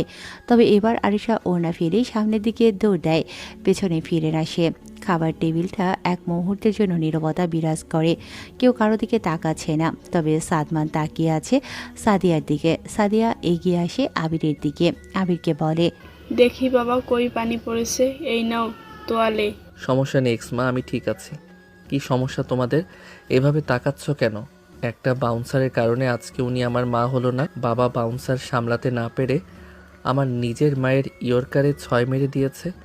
আমি তো ওনাকে এক্সমা বলেই ডাকবো। সবাই খাও না কেন? দাদু ঠিক আছে না বলো? আবিরের মুখে এক্সমা কথাটা বের হতেই ফারিনা, সালমান, সাদমান, প্রায় বাড়ির সবাই আবিরের দিকে তাকিয়ে থাকে। আবির সেটা বুঝতে পেরে মুচকি হাসে। সে উঠে দাঁড়ায়, আরিশার ওড়নাটা বাম হাতে পেঁচিয়ে নেয়। তারপর সাদিয়ার কাছে এসে সাদিয়ার হাত ধরে বলে। সিরাজ সাহেব এতক্ষণ গম্ভীর হয়ে বসেছিল। আবিরের এমন কথা শুনে ফিক করে হেসে দেয়। খাবার টেবিলে তখন হুট করে হাসির রোল পড়ে। সবাই একসাথে হেসে ওঠে। রাত অনেক হয়েছে। আবির রুমের সোফাতে বসে আছে, বিছানায় নেহাজ শুয়ে। আবির পাশে থাকা আরিশার ওনার দিকে তাকিয়ে আছে। নেহাজ প্রশ্ন করে, আবির, তুই যে প্লে বয়, সেটা তোর খারাপ লাগে না? যেমন? এত মেয়ে তোকে ভালোবাসে, তুই তো কাউকে বাসিস না, উল্টো এমন কাজ করিস মেয়েরা ইচ্ছে করে ব্রেকআপ করে চলে যায়। কাউকে তো ভালোবাসবি, তাই না? ভালোবাসার বিষয়টা হলো ভিতর থেকে আসা একটা অনুভূতির নাম। আমার ভিতরে ওই অনুভূতি আসে না, কি করব বলো? তোর কপালে এমন মেয়ে জুটবে, শেষে আফসোস করতে হবে তোর। আরে রাখ তো তোর আজাইরা কথা। তুই আসলে। এমন সময় নেহাজের ফোন বেজে ওঠে। স্ক্রিনে তাকিয়ে দেখে অচেনা নাম্বার। নেহাজ রিসিভ করে। ওপাশ থেকে একটা মেয়ে বলে, কেমন আছো নেহাজ? নেহাজ চমকে বিছানায় উঠে বসল। ফোনটা ঠিকভাবে ধরে বলে, কি? চিনতে পারছো না? কদিন আগে তো আমাকে বিয়ে করতে এসে তুমি জ্ঞান হারালে। নেহাজ আরও চমকে ওঠে। সে ফোনটা কানের থেকে নামিয়ে আবিরের দিকে তাকায়। আবির কাম সার সেরে কেন? ও ফোন করছে। ওটা কে? আরে সিনিয়র মাইশা। ও তুই কথা বল, আমি এসবের ভিতরে নেই ব্রো, আমি যাই। আবির শোন না, শালা হারামি। কথাটা বলেই আরিশার ওনা নিয়ে রুম থেকে বের হয়। রাতের আকাশটা আজ যেন অন্যরকম। পুরো আকাশে নক্ষত্রের আলো হালকা ঝিলিক দিচ্ছে। চারটা যেন পুরো এলাকার উপরে নরম আলো ঢেলে দিয়েছে। তার চারপাশের নিস্তব্ধতায় প্রতিটি শব্দ যেন বাড়িয়ে শোনা যায়। আবির ধীরে ধীরে সিঁড়ি বেয়ে ছাদে উঠল। তার বুকের ভেতর অদ্ভুত একটা টান। আরিশার রুমে গিয়ে তাকে না পেয়ে কিছুটা অস্থির হয়ে উঠেছিল। জানে মেয়েটির বড্ড মন খারাপ, আর এটা আবিরকে ভাবাচ্ছে। ছাদে উঠে আবির হালকা বাতাসের একটা ধাক্কা পেল। চোখে প্রথমেই পড়ে ছাদের কিনারায় দাঁড়িয়ে থাকা একটা মেয়ে। দূর থেকে দেখতে অন্ধকারে তার মুখ ঠিক বোঝা যায় না, কিন্তু চাঁদের আলোয় মুখের অবয়বটা স্পষ্ট হয়ে উঠেছে। লম্বা কালো চুল হওয়া খেলা করছে, চোখের কোণে চিকচিক করা জলরাশি। আবির ধীরে ধীরে এগিয়ে গেল। আরিশা। মেয়েটা মুখ ঘুরিয়ে তাকালো, চোখ ভিজে গেছে, ঠোঁটের কোণে কোনো হাসি নেই। আবির তার পাশে গিয়ে দাঁড়ালো, তার কণ্ঠ নরম, খুবই শান্তভাবে বলল, কাঁদছো কেন? এখনো মন খারাপ? আরিশা কোনো উত্তর দিল না, কেবল মুখটা হালকা পাশ ফিরিয়ে অন্যদিকে তাকিয়ে থাকে। আবির আবার বলল, একটু হাসার চেষ্টা করে, তোমাকে কাঁদলে একদমই সুন্দর লাগে না, জানো? আরিশা হালকা তাচ্ছিল্যের হাসি দিল, তারপর আবিরের দিকে না তাকিয়ে বলে, আমি এমনিতেও সুন্দর না, আমি কালো। এটা আমার মায়ের চিন্তার কারণ। মা ভাবে কে আমায় বিয়ে করবে। ছেলেরা আসে বাবার টাকার লোভে। বাবা 20 লাখ টাকা, 5 বিঘা জমি, গাড়ি দিতে চায়। ছেলেরা লাইন দেয় বিয়ের জন্য, কিন্তু আমি জানি কেউ পছন্দ করে না আমায়, কিন্তু আমাকে সত্যি ভালোবাসে না কেউ। তার কণ্ঠে হালকা ভাঙা সুর বিরাজ করছে, যেন ভেতরের অনেক দিনের ক্ষোভ বেরিয়ে আসে। সে আবার বলে, তুমি জানো আবির, যে ছেলেরা আসে তারা টাকা দেখে আসে, আমাকে নয়। আমার কালো রং দেখে কেউ ভালোবাসে না আমায়, কেউ কখনো আমার দিকে তাকায় না। আমি জানি আমার কি দোষ। আমি কি ইচ্ছে করে কালো হয়েছি? মা বোঝে না। মা শুধু আমাকে বিদায় করতে চায়, আর আমি ভাবি যেখানে আমাকে কেউ পছন্দ করে না, সেই বাড়িতে সেই মানুষদের কাছে কিভাবে থাকবো আমি? আরিশা হঠাৎ চুপ করে গেল। আবিরও চুপচাপ শুনছে তার কথা। কিছুক্ষণ শুধু বাতাস আর ঝিঝি পোকার শব্দ শুনতে পায় আবির আরিশাকে দেখে, চোখের কোণে জল চিকচিক করছে। চাঁদের আলোয় সেই চোখ যেন কাচের মতো স্বচ্ছ। আবির হালকা করে তার পাশে একটু সরে এসে দাঁড়ালো। তুমি ভাবো না আমি কালো তাই কেউ পছন্দ করবে না আমায়? আসলেই সত্যি, টাকা আছে তাই করবে। কালো হওয়া মানেই যেন একটা অপরাধ। ছোটবেলার ছোট বাবার মেয়ে, ঐশী খুব সুন্দর, ওর জন্য বাড়িতে ছেলেদের নিয়ে বিচার হয়, অথচ আমার। আবির একটু চুপ থেকে বলল, আরিশা, তুমি জানো পৃথিবীর সবচেয়ে বড় ভুলটা আমরা মানুষ করি চেহারাকে কেন্দ্র করে, অথচ রঙের তো কোনো দাম নেই। দাম আছে আত্মার, দাম আছে মনের। তুমি কালো নও, তুমি অন্যরকম। এই অন্যরকমের সৌন্দর্য সবাই বোঝে না, বোঝার জন্য চোখ লাগে, আর সেই চোখ সবার হয় না। আরিশা ধীরে ধীরে আবিরের দিকে তাকালো। আবিরের চোখে কোনো দয়া নেই, কোনো করুণা নেই, আছে কেবল গভীর এক দৃঢ়তা। আরিশা বলে, আমি তো কখনো এমন কথা শুনিনি আবির। আবির হালকা হেসে বলে, তুমি কাঁদলে ভালো লাগছে না আমার। তুমি জানো রাতের আকাশে চাঁদ আছে বলেই তারকারা আলো ছড়ায়। তুমি চাঁদ নও, তুমি সেই রাতের আকাশ যেটা ছাড়া চাঁদ অর্থহীন। রঙের বাইরে তুমি এমন এক আলো যা চাঁদকেও হার মানায়। তুমি যদি নিজেকে ছোট করে ফেলো তাহলে সেই আলো কই যাবে? আরিশা তাকিয়ে থাকে আবিরের মুখে, নতুন করে চিনছে এই ছেলেটাকে। আবির তার পকেট থেকে রুমাল বের করে তার চোখের জল মুছিয়ে দেয়, তারপর বলে, তুমি কি জানো রং কেবল মানুষের চোখের ভ্রম? মানুষের ত্বক কেমন সেটা প্রকৃতির খেলা, কিন্তু আত্মার রং কে দেখেছে? আত্মার রং? হ্যাঁ, আত্মার রং হয় অনুভূতির।